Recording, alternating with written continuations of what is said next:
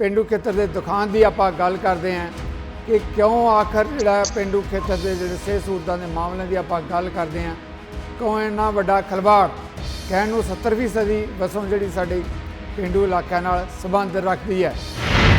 जिवें कि रिपोर्ट पिछे जी आई सी कि 120 देशों चों जो भुखमरी का सूचक अंक है साडा नंबर 107 है।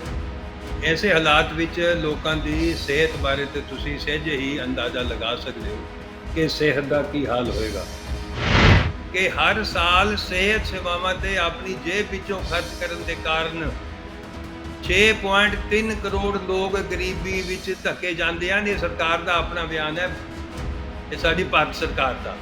यह हाल ही पंजाब का है, खास तौर पर ये जो पेंडू खेतर विच जब तक बजट एलोकेशन नहीं बढ़ाई जाती तो पहल नूं तरतीब विच नहीं लिआंदा जांदा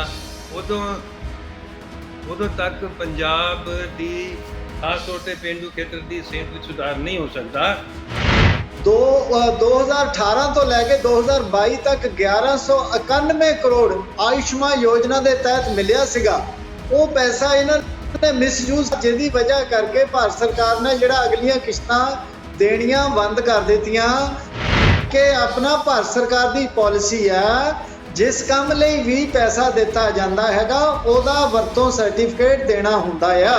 जिवें आपां पैसा तो आंदा हैगा आ, मतलब अपना जिहड़ा कंसोलीडेटेड फंड ऑफ द स्टेट है ਉਹਦੇ जाके जमा हो जाता है। लेकिन ਜਦੋਂ वरतों सर्टिफिकेट देना ਹੁੰਦਾ ਤਾਂ ਇਹ ਦੱਸਣਾ ਪੈਂਦਾ ਹੈ ਕਿ ਅਸੀਂ ਉਹ ਪੈਸਾ ਕਿੱਥੇ ਖਰਚਿਆ। आरडीएफ का बड़ा रौला पैंदा कि जी साडा आरडीएफ नहीं मिल रहा, लेकिन वो अपना कर्जे माफ करने लई नहीं हुंदा, वो संगत दर्शनां लई नहीं हुंदा। इसे तरह जिहड़ा वजीफे आ बच्चों के वो तुसीं अपना सड़कों ते नहीं खर्च सकते, इमारतों ते नहीं खर्च सकते। लेकिन ਜਦੋਂ ਦੀ ਇਹ ਸਰਕਾਰ आई हैगी है ਇਹਨਾਂ ਸਰਕਾਰਾਂ ਦੇ ਦਾਅਵੇ बहुत ਵੱਡੇ ਨੇ, ਛਾਪਣ ਵਾਸਤੇ बहुत कुछ ਇਹਨਾਂ ਦੇ ਕੋਲ, लेकिन ਕਰਨ ਵਾਸਤੇ ਜਿਹੜੀ ਗਰਾਊਂਡ ਦੇ ਉੱਤੇ ਹਕੀਕਤ ਹੈ ਉਹ ਜ਼ੀਰੋ ਹੈ, ਸਿਫਰ ਹੈ, ਮਾਈਨਸ ਹੈ। ਤੁਸੀਂ ਇਹ ਦੇਖੋ ਵੀ ਅੱਜ ਬਹੁਤ ਸਾਰੇ ਜਿਹੜੇ ਇਹਨਾਂ ਨੇ ਸੁਵਿਧਾ ਕੇਂਦਰਾਂ ਦੇ ਉੱਤੇ ਪੋਚਾ ਮਾਰ ਕੇ ਤੇ ਭਗਵੰਤ ਮਾਨ ਨੇ ਆਪਣੀ ਫੋਟੋ ਲਾ ਕੇ ਤੇ ਉੱਥੇ ਇੱਕ ਆਮ ਆਦਮੀ ਕਲੀਨਿਕ ਖੋਲ੍ਹਤੀ ਸੀਗੀ। ਅੱਜ ਉੱਥੇ ਕਾਂਗਰਸ ਗਰਾਸ ਹੋਈ ਹੋਈ ਹੈ, ਝਾੜੀਆਂ ਉੱਗੀਆਂ ਹੋਈਆਂ, ਭੰਗ ਦੇ ਬੂਟੇ ਉਗੇ ਹੋਏ ਨੇ ਉੱਥੇ। ਇਹ ਹਾਲਾਤ ਨੇ, ਕੋਈ ਉੱਥੇ ਇਲਾਜ ਕਰਨ ਵਾਸਤੇ ਬੰਦਾ ਨਹੀਂ, ਕੋਈ ਉੱਥੇ ਦਵਾਈਆਂ ਦੇਣ ਵਾਸਤੇ ਬੰਦਾ ਨਹੀਂ। ਬੀਜੇਪੀ ਤੇ ਆਮ ਆਦਮੀ ਪਾਰਟੀ ਦੋਵੇਂ ਪੰਜਾਬ ਵਿਰੋਧੀ ਨੇ। ਇਹ ਇੱਕ ਸਿੱਕੇ ਦੇ ਦੋ ਪਹਿਲੂ ਹੈ ਬੇਸਿਕਲੀ ਸਿੱਧੂ ਸਾਹਿਬ ਜੇ ਆਪਾਂ ਦੇਖੀਏ। ਦੋਵੇਂ ਪੰਜਾਬ ਦੇ ਨਾਲ ਵਿਤਕਰਾ ਕਰਦੇ ਹੈ। ਜਿਹੜੀ ਭਾਰਤੀ ਜਨਤਾ ਪਾਰਟੀ ਹੈ ਉਹ ਤਾਂ ਕਰਦੀ ਹੈ ਕਿਉਂਕਿ ਕਿਸਾਨਾਂ ਨੇ ਕਾਲੇ ਕਾਨੂੰਨ ਕ੍ਰਿਸ਼ੀ ਕਾਨੂੰਨ ਵਾਪਸ ਕਰਾਏ ਸੀਗੇ, ਮਾਫੀ ਮੰਗਾਈ ਸੀਗੀ। ਆਮ ਆਦਮੀ ਪਾਰਟੀ ਦਿੱਲੀ ਮਾਡਲ ਕਰਕੇ ਪੰਜਾਬ ਮਾਡਲ ਨੂੰ ਸੈਕਰੀਫਾਈਸ ਕਰ ਦਿੰਦੀ ਹੈ। ਤੇ ਆਮ ਆਦਮੀ ਪਾਰਟੀ ਜਦੋਂ ਦੀ ਆਈ ਹੈ ਸਿੱਧੂ ਸਾਹਿਬ, ਪਹਿਲਾਂ ਸਾਡੇ ਆਰਡੀਐਫ ਦੇ ਹੱਕ ਕੰਪਰੋਮਾਈਜ਼ ਹੋਏ, ਆਰਡੀਐਫ ਦਾ ਪੈਸਾ ਨਹੀਂ ਆਇਆ। ਸਾਡੇ ਐਨਐਚਐਮ ਦੇ ਹੱਕ ਕੰਪਰੋਮਾਈਜ਼ ਹੋਏ, ਐਨਐਚਐਮ ਦਾ ਪੈਸਾ ਨਹੀਂ ਆਇਆ। ਸਾਡੇ ਬੀਬੀਐਮਬੀ ਦੇ ਹੱਕ ਕੰਪਰੋਮਾਈਜ਼ ਹੋਏ, ਸਿਟਕੋ ਦੇ ਸੈਂਟਰਲ ਸਰਵਿਸ ਰੂਲ ਦੇ, ਪੰਜਾਬ ਯੂਨੀਵਰਸਿਟੀ ਦੇ ਤੇ ਹੋਰ ਕਿੰਨੇ ਸਾਰੇ ਇਸ਼ੂਜ਼ ਆ। ਤੁਸੀਂ ਦੇਖੋ ਮੈਚ ਵੀ ਨਹੀਂ ਆਇਆ। नहीं सिद्धू साहब, पंजाबियों के नाल केंद्र सरकार कोई वितकरा नहीं कर रही। पहली गल तो समझ लेनी चाहिए है। नंबर 1, नंबर 2, मोदी जी तो वड्डा हतैची अज तो ही नहीं अपना पंजाब का कोई देखा हैगा। जे असी अपना उन्होंने अपना करतारपुर का लांघा खोलिया, पैसा खर्च किया 1000 करोड़ रुपए तो भी ऊपर, तो मोदी जी ने खोलिया है। जदों कि असी अपना एक सिख प्राइम मिनिस्टर भी 10 साल देखा, वो नहीं वो काम कर सकिया। ਪੰਜਾਬ ਦੇ ਲੋਕ ਸਿੱਧੂ ਸਾਹਿਬ ਇਹਨਾਂ ਦੀ ਗਲਤੀਆਂ ਦਾ, ਇਹਨਾਂ ਦੇ ਆਪਣਾ ਮਤਰੇਈ ਮਾਲੇ ਸਲੂਕ ਦਾ ਖਾਮਿਆਜ਼ਾ ਕੋ ਭੁਗਤੇ ਜੀ। ਪੰਜਾਬ ਦਾ ਕੋਈ ਕਸੂਰ ਨਹੀਂ, ਸਾਡੀਆਂ ਕੁਰਬਾਨੀਆਂ ਇੰਨੀਆਂ, ਸਾਡੇ ਯੋਗਦਾਨ ਇੰਨੇ, ਸਾਡਾ ਟੈਕਸ ਜਾਂਦਾ ਜੀ ਸੈਂਟਰ ਕੋਲੇ ਤੇ ਤੁਸੀਂ ਸਾਨੂੰ ਸਾਡਾ ਪੈਸਾ ਦੇ ਕੇ ਰਾਜੀ ਨਹੀਂ। ਭਾਰਤੀ ਜਨਤਾ ਪਾਰਟੀ ਦਾ ਸ਼ੁਰੂ ਤੋਂ ਮਤਰੇਈ ਮਾਲਾ ਸਲੂਕ।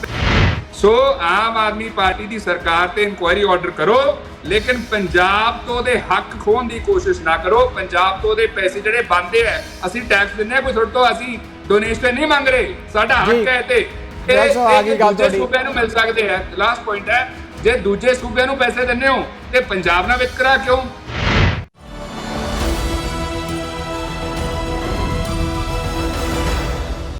नज़रिया की डिबेट जगतार सिंह सिद्धू लो दर्शकों सत श्री अकाल। अज अपनी बहस का केंद्र बिंदु पेंडू सेहत सेवावां। अक्सर सरकारों वालों वड्डे वड्डे दावे किए जाते हैं ਕੇਂਦਰ ਦੀ ਗੱਲ ਕਰੀਏ, ਪੰਜਾਬ ਦੀ ਗੱਲ ਕਰੀਏ, ਸਿੱਖਿਆ ਹੋਵੇ, ਸਿਹਤ ਹੋਵੇ, ਕਹਿੰਦੇ ਦੋ ਵੱਡੇ ਮਾਮਲੇ ਹੈ ਜਿਨ੍ਹਾਂ ਮੁੱਦਿਆਂ ਤੇ ਸਮਝੌਤਾ ਨਹੀਂ ਕੀਤਾ ਜਾ ਸਕਦਾ। ਇਸ ਦੇ ਬਾਵਜੂਦ ਜਦੋਂ ਆਪਾਂ ਪੰਜਾਬ ਦੇ ਪੇਂਡੂ ਖੇਤਰਾਂ ਵੱਲ ਝਾਤ ਮਾਰਦੇ ਹਾਂ ਤਾਂ ਕਿਉਂ ਲੱਗਦਾ ਕਿ ਵੱਡਾ ਖਲਵਾੜ, ਕਹਿਣ ਨੂੰ ਅਸੀਂ ਸਾਰੇ ਮੰਨਦੇ ਹਾਂ ਕਿ 70% ਤੋਂ ਉੱਪਰ ਆਬਾਦੀ ਪਿੰਡਾਂ ਦੇ ਵਿੱਚ ਰਹਿੰਦੀ ਹੈ, ਅਤੇ ਫਿਰ ਉਹਨਾਂ ਦੀਆਂ ਸਹੂਲਤਾਂ ਨਾਲ ਖਲਵਾੜ ਕਿਉਂ? ਜੇ ਪੰਜਾਬ ਦੀ ਗੱਲ ਕਰਦੇ ਹਾਂ ਤਾਂ ਮੁਹੱਲਾ ਕਲੀਨਿਕ ਸਹੂਲਤਾਂ ਜ਼ਰੂਰ ਲੋਕਾਂ ਨੂੰ ਮਿਲਣੀਆਂ ਚਾਹੀਦੀਆਂ, ਪਰ ਇਸ ਦਾ ਅਰਥ ਇਹ ਵੀ ਨਹੀਂ ਹੈ ਕਿ ਪੇਂਡੂ ਪੱਧਰ 'ਤੇ ਆਲਰੇਡੀ ਜਿਹੜਾ ਸਿਹਤ ਸਹੂਲਤਾਂ ਦਾ ਢਾਂਚਾ ਹੈ ਉਹ ਜਰਜਰਾ ਹੋ ਜੇ ਅਤੇ ਸਹੂਲਤਾਂ ਦੀ ਘਾਟ ਹੋਵੇ ਔਰ ਪੇਂਡੂ ਖੇਤਰ ਜਿਹੜੇ ਹੈਗੇ ਆ ਉਹਨਾਂ ਦੂਰ ਦੁਰਾਡੇ ਖੇਤਰਾਂ ਜਾ ਕੇ ਆਪਣਾ ਇਲਾਜ ਕਰਵਾਉਣੇ ਪੈਣ। ਇੱਕ ਲਾਈਨ ਹੋਰ ਆ ਕੇ ਮੈਂ ਮਹਿਮਾਨਾਂ ਦੀ ਜਾਣ ਪਛਾਣ ਕਰਾਵਾਂਗਾ। ਜਦੋਂ ਬਜਟ ਦੇ ਦਾਅਵੇ ਕੀਤੇ ਜਾਂਦੇ ਆਪਾਂ ਪੰਜਾਬ ਦੀ ਗੱਲ ਕਰਦੇ ਹਾਂ, ਬੇਸ਼ੱਕ ਦੇਖਣ ਨੂੰ ਲੱਗਦਾ ਕਿ ਪੰਜਾਬ ਦਾ ਸਮੁੱਚੇ ਤੌਰ 'ਤੇ ਬਜਟ ਵਧਿਆ ਹੈ, ਪਰ ਜੇ ਆਪਾਂ ਜ਼ਮੀਨੀ ਹਕੀਕਤ 'ਤੇ ਦੇਖਦੇ ਹਾਂ ਤਾਂ ਸਿਹਤ ਸਹੂਲਤ ਦਾ ਬਜਟ ਵੀ ਘਟਿਆ ਹੈ। ਇਹਨਾਂ ਮੁੱਦਿਆਂ ਦੇ ਜਿਹੜੇ ਪੈਨਲ 'ਚ ਮਹਿਮਾਨ ਆਪਣੀ ਬੇਨਤੀ ਪ੍ਰਵਾਨ ਕਰਕੇ ਸਾਡੇ ਨਾਲ ਬਣੇ ਹੈ, ਜੁੜੇ ਹੈ। ਡਾਕਟਰ ਅਰੁਣ ਮਿੱਤਰਾ ਨੇ, ENT ਸਪੈਸ਼ਲਿਸਟ ਹੈ, ਸਮਾਜਿਕ ਖੇਤਰ ਦੇ ਮਾਹਰ ਨੇ। SR ਲੱਦੜ ਜੀ ਨੇ, ਸਾਬਕਾ IAS ਅਧਿਕਾਰੀ, ਇੱਕ ਤਜਰਬਾ ਰੱਖਦੇ ਜ਼ਿੰਦਗੀ ਦਾ ਔਰ ਭਾਜਪਾ ਦੇ ਬੁਲਾਰੇ ਨੇ। ਹਰਜੀਤ ਸਿੰਘ ਭੁੱਲਰ, ਸ਼੍ਰੋਮਣੀ ਅਕਾਲੀ ਦਲ ਦੇ ਕੱਦਾਵਰ ਬੁਲਾਰੇ। ਸਾਡੇ ਨਾਲ ਛੇਤੀ ਕੁਝ ਸੈਕਿੰਡ ਦੇ ਵਿੱਚ ਹੀ ਹੋਰ ਜਿਹੜਾ ਕਾਂਗਰਸ ਪਾਰਟੀ ਦੇ ਕੱਦਾਵਰ ਬੁਲਾਰੇ ਅਰਸ਼ਪ੍ਰੀਤ ਖੜਿਆਲ ਉਹ ਜੁੜਨ ਵਾਲੇ ਹੈ। ਸਾਰੇ ਮਹਿਮਾਨਾਂ ਨੂੰ ਪੈਨਲ 'ਤੇ ਆਉਣ ਲਈ ਤੁਹਾਡੇ ਸਾਰਿਆਂ ਵੱਲੋਂ ਆਪਾਂ ਦਿਲ ਦੀਆਂ ਗਹਿਰਾਈਆਂ ਤੋਂ ਜੀ ਆਖਦੇ ਹਾਂ, ਵੈਲਕਮ ਕਰਦੇ ਹਾਂ। ਡਾਕਟਰ ਮਿੱਤਰਾ, ਪਹਿਲਾ ਸਵਾਲ ਮੈਂ ਤੁਹਾਡੇ ਤੋਂ ਇਸ ਕਰਕੇ ਵੀ ਲੈਣ ਲੱਗਿਆ ਕਿਉਂਕਿ ਤੁਹਾਡਾ ਇਹ ਸਬਜੈਕਟ ਹੈ, ਵਿਸ਼ਾ ਹੈ। ਸਵਾਲ ਕੀ ਹੈ, ਪੇਂਡੂ ਖੇਤਰ ਦੇ ਦੁਖਾਂਤ ਦੀ ਆਪਾਂ ਗੱਲ ਕਰਦੇ ਹਾਂ ਕਿ ਕਿਉਂ ਆਖਰ ਜਿਹੜਾ ਪੇਂਡੂ ਖੇਤਰ ਦੇ ਜਿਹੜੇ ਸਿਹਤ ਸਹੂਲਤਾਂ ਦੇ ਮਾਮਲਿਆਂ ਦੀ ਆਪਾਂ ਗੱਲ ਕਰਦੇ ਹਾਂ, ਕਿਉਂ ਇੰਨਾ ਵੱਡਾ ਖਲਵਾੜ? ਕਹਿਣ ਨੂੰ 70% ਵਸੋਂ ਜਿਹੜੀ ਸਾਡੀ ਪੇਂਡੂ ਇਲਾਕਿਆਂ ਨਾਲ ਸੰਬੰਧ ਰੱਖਦੀ ਹੈ। ਡਾਕਟਰ ਅਰੁਣ ਮਿੱਤਰਾ ਜੀ। ਜਗਤਾਰ ਜੀ, ਇਹ ਜੋ ਪੇਂਡੂ ਖੇਤਰ ਦੀਆਂ ਸਿਹਤ ਸੇਵਾਵਾਂ ਦੀ ਮਾੜੀ ਹਾਲਤ ਹੈ, ਇਹ ਸਾਰੇ ਦੇਸ਼ ਵਿੱਚ ਹੀ ਇਹੀ ਹਾਲ ਹੈ। ਜਿਵੇਂ ਕਿ ਰਿਪੋਰਟ ਪਿੱਛੇ ਜੇ ਆਈ ਸੀ ਕਿ 120 ਦੇਸ਼ਾਂ 'ਚੋਂ ਜੋ ਭੁੱਖਮਰੀ ਦਾ ਸੂਚਕ ਅੰਕ ਹੈ, ਸਾਡਾ ਨੰਬਰ 107 ਹੈ। ਐਸੇ ਹਾਲਾਤ ਵਿੱਚ ਲੋਕਾਂ ਦੀ ਸਿਹਤ ਬਾਰੇ ਤੇ ਤੁਸੀਂ ਸਹਿਜੇ ਹੀ ਅੰਦਾਜ਼ਾ ਲਗਾ ਸਕਦੇ ਹੋ ਕਿ ਸਿਹਤ ਦਾ ਕੀ ਹਾਲ ਹੋਏਗਾ। ਕਿਸੇ ਹਿੱਸੇ ਦੀ ਵੀ ਸਿਹਤ ਨੂੰ ਠੀਕ ਕਰਨ ਲਈ ਪਹਿਲੀ ਗੱਲ ਤਾਂ ਹੈ ਕਿ ਉਸ 'ਤੇ ਅਸੀਂ ਬਜਟ ਐਲੋਕੇਸ਼ਨ ਕਿੰਨਾ ਕਰਦੇ ਹਾਂ, ਫਿਰ ਸਾਡੀਆਂ ਪ੍ਰਾਇਓਰਟੀਜ਼ ਕੀ ਹੁੰਦੀਆਂ, ਸਾਡੀ ਪਹਿਲ ਕੀ ਹੁੰਦੀ ਹੈ, ਉਹਦੇ ਮੁਤਾਬਕ ਹੀ ਸਿਹਤ ਸੇਵਾਵਾਂ 'ਤੇ ਸੁਧਾਰ ਹੋ ਸਕਦਾ ਹੈ। ਜੋ ਪਿਛਲੇ ਸਾਲ ਦਾ ਪੰਜਾਬ ਦਾ ਬਜਟ ਸੀ 1,35,000 ਕਰੋੜ ਰੁਪਏ ਦਾ, ਉਹਦੇ ਵਿੱਚੋਂ 4,200 ਕਰੋੜ ਰੁਪਇਆ ਸਿਹਤ ਨੂੰ ਅਲਾਟ ਕੀਤਾ ਗਿਆ ਸੀ, ਜੋ ਕਿ ਲਗਭਗ 3% ਇਹਦਾ ਕੁੱਲ ਬਜਟ ਦਾ ਬਣਦਾ ਹੈ ਜੀ। ਇਸ ਸਾਲ ਦਾ ਜਿਹੜਾ ਬਜਟ ਹੈ 1,96,000 ਕਰੋੜ, ਉਹਦੇ ਵਿੱਚੋਂ ਸਿਹਤ ਤੇ 4,781 ਕਰੋੜ ਰੁਪਏ ਲੈ ਗਿਆ। ਦੇਖਣ ਨੂੰ ਤੇ ਵਧੀਆ ਲੱਗਦਾ ਵੀ ਕਿ ਬਜਟ ਵੱਧ ਗਿਆ, ਪਰ ਇੰਨਾ ਕੁ ਬਜਟ ਵੀ ਵਾਧਾ ਤੇ ਇਨਫਲੇਸ਼ਨ ਨਾਲ ਹੀ ਜੁੜ ਜਾਂਦਾ ਹੈ, ਜਿਵੇਂ ਕਿ ਮਹਿੰਗਾਈ ਵਧੀ ਜਾਂ ਹੋਰ। ਦੂਸਰਾ ਹੈ ਕਿ ਇਹਨੂੰ ਅਗਰ ਤੁਸੀਂ ਕੁੱਲ ਬਜਟ ਦਾ ਅਨੁਪਾਤ ਲਓ, ਜੋ ਕਿ ਪਹਿਲੇ 3% ਸੀ, ਹੁਣ ਉਹ 2.4% ਹੋ ਗਏ। ਸੋ ਇਹਨਾਂ ਜਦੋਂ ਘੱਟ ਬਜਟ ਖਰਚ ਕੀਤਾ ਜਾਏਗਾ ਤਾਂ ਫਿਰ ਕਿਵੇਂ ਲੋਕਾਂ ਦੀ ਸਿਹਤ ਸੇਵਾਵਾਂ, ਕਿਉਂਕਿ ਸਾਡੇ ਪੇਂਡੂ ਖੇਤਰ ਵਿੱਚ ਲੋਕ ਜ਼ਿਆਦਾਤਰ ਸਰਕਾਰੀ ਸਿਹਤ ਸੇਵਾਵਾਂ ਤੇ ਨਿਰਭਰ ਹਨ, ਕਿਉਂਕਿ ਉਹਨਾਂ ਦੀ ਆਰਥਿਕ ਸਥਿਤੀ ਕਮਜ਼ੋਰ ਹੈ। ਸ਼ਹਿਰੀ ਖੇਤਰ ਵਿੱਚ ਆਰਥਿਕ ਸਥਿਤੀ ਠੀਕ ਹੋਣ ਕਰਕੇ ਮੁਕਾਬਲਤਨ ਲੋਕ ਨਿੱਜੀ ਸੇਵਾਵਾਂ ਵੱਲ ਵੀ ਜਾਂਦੇ ਨੇ। ਹਾਲਾਂਕਿ ਸਾਡੀ ਜਿਹੜੀ ਕੌਮੀ ਸਿਹਤ ਨੀਤੀ ਹੈ 2017 'ਚ ਉਹ ਬਣਾਈ ਗਈ ਸੀ, ਉਸ ਤੋਂ ਬਾਅਦ ਇਹ ਗੱਲ ਕਹੀ ਗਈ ਸੀ ਕਿ ਹਰ ਸਾਲ ਸਿਹਤ ਸੇਵਾਵਾਂ ਤੇ ਆਪਣੀ ਜੇਬ ਵਿੱਚੋਂ ਖਰਚ ਕਰਨ ਦੇ ਕਾਰਨ 6.3 ਕਰੋੜ ਲੋਕ ਗਰੀਬੀ ਵਿੱਚ ਧੱਕੇ ਜਾਂਦੇ ਹਨ। ਇਹ ਸਰਕਾਰ ਦਾ ਆਪਣਾ ਬਿਆਨ ਹੈ, ਇਹ ਸਾਡੀ ਭਾਰਤ ਸਰਕਾਰ ਦਾ। ਇਹ ਹਾਲ ਹੀ ਪੰਜਾਬ ਦਾ ਹੈ, ਖਾਸ ਤੌਰ ਤੇ ਇਹ ਜੋ ਪੇਂਡੂ ਖੇਤਰ ਦੇ ਵਿੱਚ ਜਦ ਤੱਕ ਬਜਟ ਐਲੋਕੇਸ਼ਨ ਨਹੀਂ ਵਧਾਈ ਜਾਂਦੀ ਤੇ ਪਹਿਲ ਨੂੰ ਤਰਤੀਬ ਵਿੱਚ ਨਹੀਂ ਲਿਆਂਦਾ ਜਾਂਦਾ, ਉਦੋਂ ਤੱਕ ਪੰਜਾਬ ਦੀ ਖਾਸ ਤੌਰ ਤੇ ਪੇਂਡੂ ਖੇਤਰ ਦੀ ਸਿਹਤ ਵਿੱਚ ਸੁਧਾਰ ਨਹੀਂ ਹੋ ਸਕਦਾ। ਉਂਝ ਜੋ ਸਾਡੇ ਪੰਜਾਬ ਦਾ ਸਿਹਤ ਦਾ ਢਾਂਚਾ ਹੈ ਉਹ ਬੜਾ ਪੁਰਾਣਾ ਹੈ, ਹੁਣ ਦਾ ਨਹੀਂ ਹੈ। ਉਹ ਪਹਿਲੇ ਤੋਂ ਹੀ ਸਾਡੇ ਪੰਜਾਬ ਦੇ ਅੰਦਰ ਕਮਿਊਨਿਟੀ ਹੈਲਥ ਸੈਂਟਰ, ਫਿਰ ਪ੍ਰਾਇਮਰੀ ਹੈਲਥ ਸੈਂਟਰ, ਫਿਰ ਸਬ ਸੈਂਟਰ ਤੇ ਸਬਸਿਡੀ ਹੈਲਥ ਸੈਂਟਰ, ਇਸ ਤਰੀਕੇ ਨਾਲ 4 ਹਿੱਸਿਆਂ 'ਚ ਵੰਡਿਆ ਹੁੰਦਾ ਹੈ। ਜੀ। ਉਹਦੇ ਮੁਤਾਬਕ ਸਾਡੇ ਸੂਬੇ ਵਿੱਚ 152 ਕਮਿਊਨਿਟੀ ਹੈਲਥ ਸੈਂਟਰ ਨੇ, ਹੂੰ 432 ਹਨ ਪ੍ਰਾਇਮਰੀ ਹੈਲਥ ਸੈਂਟਰ, 23 ਸਾਡੇ ਜ਼ਿਲ੍ਹਾ ਪੱਧਰੀ ਹਸਪਤਾਲ ਨੇ ਜਿਹਨੂੰ ਆਪਾਂ ਸਿਵਲ ਹਸਪਤਾਲ ਕਹਿੰਦੇ ਆ, ਤਾਂ 2950 ਸਬ ਸੈਂਟਰ ਜਿਨ੍ਹਾਂ ਨੂੰ ਹੁਣ ਹੈ ਇਹ ਹੈਲਥ ਐਂਡ ਵੈਲਨੇਸ ਸੈਂਟਰ ਕਿਹਾ ਗਿਆ। ਤੇ ਇਹਨਾਂ ਵਿੱਚ ਸਾਰੀਆਂ ਜਿਹੜੀਆਂ ਪੋਸਟਾਂ ਹਨ ਉਹ ਨਹੀਂ ਭਰੀਆਂ ਹੋਈਆਂ।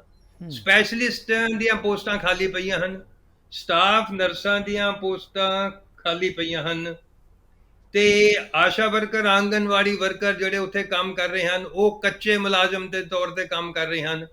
ਉਹਨਾਂ ਦੀ ਤਨਖਾਹ ਤੇ ਇੱਕ ਤਰੀਕੇ ਨਾਲ ਮਜ਼ਾਕ ਹੀ ਹੈ, ਜਿੰਨਾ ਕੋ ਉਹਨਾਂ ਨੂੰ ਪੈਸਾ ਮਿਲਦਾ ਹੈ, ਉਹ ਫੇਰ ਵੀ ਉਹ ਕੰਮ ਕਰਦੀਆਂ ਹਨ। ਕੋਵਿਡ ਦੇ ਪੀਰੀਅਡ 'ਚ ਵੀ ਉਹਨਾਂ ਨੇ ਇੰਨਾ ਕੰਮ ਕੀਤਾ। ਫਰੰਟ ਲਾਈਨ ਵਰਕਰ ਮੈਂ ਕਹਾਂਗਾ ਸਭ ਤੋਂ ਵੱਧ ਇਹੀ ਲੋਕ ਸੀਗੇ ਜੋ ਕਿ ਸਿੱਧੇ ਲੋਕਾਂ ਦੇ ਘਰਾਂ 'ਚ ਵੀ ਗਏ ਉਸ ਪੀਰੀਅਡ ਦੇ ਵਿੱਚ ਜੀ। ਪਰ ਉਹਨਾਂ ਨੂੰ ਵੀ ਹਾਲੇ ਕੱਚਾ ਰੱਖਿਆ ਗਿਆ। ਇਹਨਾਂ ਹਾਲਾਤਾਂ ਵਿੱਚ ਸਿਹਤ ਸੇਵਾਵਾਂ ਨੂੰ ਸੁਧਾਰਨਾ ਜਦ ਤੱਕ ਕੋਈ ਪਹਿਲ ਨੂੰ ਨਹੀਂ ਬਦਲਿਆ ਜਾਂਦਾ। ਬਜਟ ਪਹਿਲੀ ਗੱਲ ਤੇ ਵਧਾਇਆ ਜਾਏ, ਘੱਟੋ ਘੱਟ 10% ਕੁੱਲ ਬਜਟ ਦਾ ਸਿਹਤ ਤੇ ਅਗਰ ਨਹੀਂ ਲਗਾਇਆ ਜਾਂਦਾ, ਇਹ ਸਾਰੇ ਵਿਸ਼ਵ ਪੱਧਰ ਦੇ ਆંકੜੇ ਨੇ ਕਿ ਅਗਰ ਇੰਨਾ ਬਜਟ ਨਹੀਂ ਲਗਾਇਆ ਜਾਂਦਾ ਤੇ ਸਿਹਤ ਸੇਵਾਵਾਂ ਵਿੱਚ ਜੋ ਮਰਜ਼ੀ ਸਕੀਮਾਂ ਬਣਾ ਲਓ, ਸੁਧਾਰ ਨਹੀਂ ਹੋਣਾ। ਮੈਂ ਮਤਲਬ ਮੋਟੇ ਤੌਰ ਤੇ ਇਸ ਜੀ ਵਕਤ ਜੀ ਇਹੀ ਡਾਕਟਰ ਗੱਲ ਮਿੱਤਰਾ, ਫੇਰ ਆਵਾਂਗੇ ਇਸ ਮੁੱਦੇ ਤੇ। ਸਵਾਲ ਹੈ ਕਿ ਲੱਦਰ ਸਾਹਿਬ, ਜਿੱਦਾਂ ਮੈਂ ਕਿਹਾ ਤੁਹਾਡਾ ਪ੍ਰਸ਼ਾਸਕੀ ਤਜਰਬਾ ਤਾਂ ਹੈ ਹੀ ਹੈ, ਤੁਸੀਂ ਭਾਜਪਾ ਦੀ ਕੌਮੀ ਪੱਧਰ ਤੇ ਜਿਹੜੀ ਹਾਕਮ ਧਿਰ ਉਹਦੀ ਨੁਮਾਇੰਦਗੀ ਵੀ ਕਰਦੇ ਹੋ। ਸਵਾਲ ਬੇਸ਼ੱਕ ਪੰਜਾਬ ਦਾ, ਪਰ ਕਿਉਂ ਹੈਲਥ ਸੇਵਾਵਾਂ ਦੇ ਨਾਲ ਇਸ ਤਰ੍ਹਾਂ ਖਿਲਵਾੜ, ਜਿੱਦਾਂ ਡਾਕਟਰ ਮਿੱਤਰਾ ਕਹਿ ਰਹੇ ਹੈ। ਕਿਸੇ 120 ਮੁਲਕਾਂ ਦੇ ਵਿੱਚੋਂ 107 ਜਿਹੜਾ ਸਾਡਾ ਨੰਬਰ ਹਿੰਦੁਸਤਾਨ ਦਾ ਇਸ ਕਰਕੇ ਆਉਂਦਾ ਹੈ ਕਿ ਭੁੱਖਮਰੀ ਜਾਂ ਅਨਾਜ ਦੀ ਘਾਟ ਦੇ ਮਾਮਲੇ 'ਚ ਅਸੀਂ 107ਵੇਂ ਨੰਬਰ ਤੇ ਆਉਨੇ ਆ।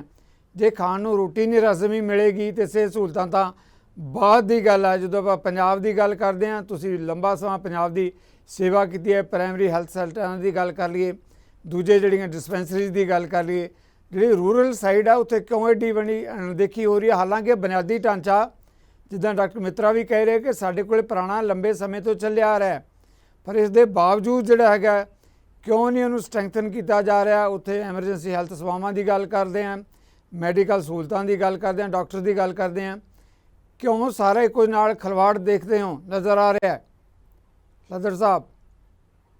ਹਾਂਜੀ, ਆਪਣਾ ਸਿੱਧੂ ਸਾਹਿਬ ਦੇਖੋ, ਇੱਕ ਤਾਂ ਜਿਹੜਾ ਮਿੱਤਰਾ ਜੀ ਨੇ ਦੱਸਿਆ ਕਿ 1,35,000 ਕਰੋੜ ਦਾ ਬਜਟ ਸੀਗਾ, ਮੈਂ ਥੋੜਾ ਕਰੈਕਟ ਕਰਨਾ ਚਾਹਨਾ ਹੈਗਾ ਕਿ 1 ਲੱਖ ਕਰੋੜ ਦਾ ਬਜਟ ਸੀਗਾ ਆਮ ਆਦਮੀ ਪਾਰਟੀ ਦਾ ਪਿਛਲੇ ਸਾਲ। ਲੇਕਿਨ ਜਿਹੜੀ ਰਸੀਟ ਸੀ ਉਹ ਸਿਰਫ 98,000 ਕਰੋੜ ਦੀ ਸੀ, ਉਹਦੇ ਵਿੱਚੋਂ ਹੀ ਖਰਚ ਕਰਨਾ ਸੀ। ਰਸੀਟ ਤੋਂ ਵੱਧ ਤਾਂ ਖਰਚ ਹੋ ਨਹੀਂ ਸਕਦਾ। ਲੇਕਿਨ ਪਿਛਲੇ ਸਾਲ ਤੇ ਇਸ ਸਾਲ ਦੇ ਵਿੱਚ ਆਮ ਆਦਮੀ ਪਾਰਟੀ ਨੇ 508 ਆਮ ਆਦਮੀ ਕਲੀਨਿਕ ਖੋਲੀਆਂ।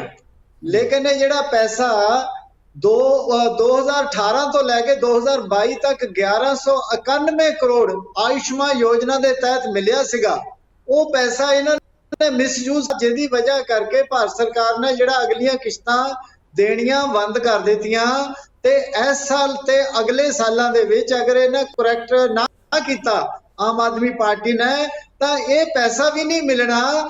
300 ਕਰੋੜ ਤੋਂ ਉੱਪਰ ਪੈਸਾ ਆਇਆ ਸੀਗਾ ਪਿਛਲੇ ਸਾਲ, ਲੇਕਿਨ ਇਸ ਸਾਲ ਬੰਦ ਹੋ ਗਿਆ। ਤਾਂ ਇਹਦਾ ਮਤਲਬ ਇਹ ਹੈਗਾ ਕਿ ਇਹਦਾ ਜਿਹੜਾ ਬੋਝ ਹੈਗਾ ਆ ਉਹ ਆਪਣੇ ਪੰਜਾਬ ਦੇ ਹੈਲਥ ਸਿਸਟਮ ਤੇ ਪਏਗਾ ਤੇ ਸਿਹਤ ਸੇਵਾਵਾਂ ਹੋਰ ਜਿਹੜੀਆਂ ਨਿਗਾਰ ਵੱਲ ਜਾਣਗੀਆਂ। ਜੀ ਲੱਦਰ ਸਾਹਿਬ ਮੈਂ ਤੁਹਾਨੂੰ ਪਤਾ ਹੈਗਾ, I am sorry ਲੱਦਰ Sahib I am sorry ਇਸ ਮੁੱਦੇ ਤੇ ਟੋਕਣ ਲੱਗਿਆ। ਦੇਖੋ, ਵੱਡੀ ਗੱਲ ਤੁਸੀਂ ਆਪ ਵੀ ਮੰਨਦੇ ਹੋ ਕਿ ਜਦੋਂ ਮੁਹੱਲਾ ਕਲੀਨਿਕ ਦੀ ਗੱਲ ਕਰਦੇ ਹਾਂ, ਮੈਂ ਕੇਂਦਰ ਦੇ ਮੰਤਰੀਆਂ ਨੂੰ ਵੀ ਕਹਿੰਦੇ ਬੋਲਦੇ ਸੁਣਿਆ ਕਿ ਜੀ ਕੂਚੀ ਫੇਰ ਕੇ ਜਿਹੜਾ ਹੈਗਾ ਕੇਂਦਰ ਦੀਆਂ ਸਕੀਮਾਂ ਉਹਨਾਂ ਤੇ ਮੁਹੱਲਾ ਕਲੀਨਿਕ ਲਿਖਤਾ ਜਾਂ ਆਮ ਆਦਮੀ ਦੀ ਜਿਹੜਾ ਝਾੜੂ ਦਾ ਨਿਸ਼ਾਨ ਲਗਾਤਾ। ਬਿਲਕੁਲ ਸਹੀ ਹੈ, ਇਸ ਮਾਮਲੇ ਤੇ ਜਿਹੜਾ ਹੈਗਾ ਇਤਰਾਜ਼ ਹੋ ਸਕਦਾ ਹੈ।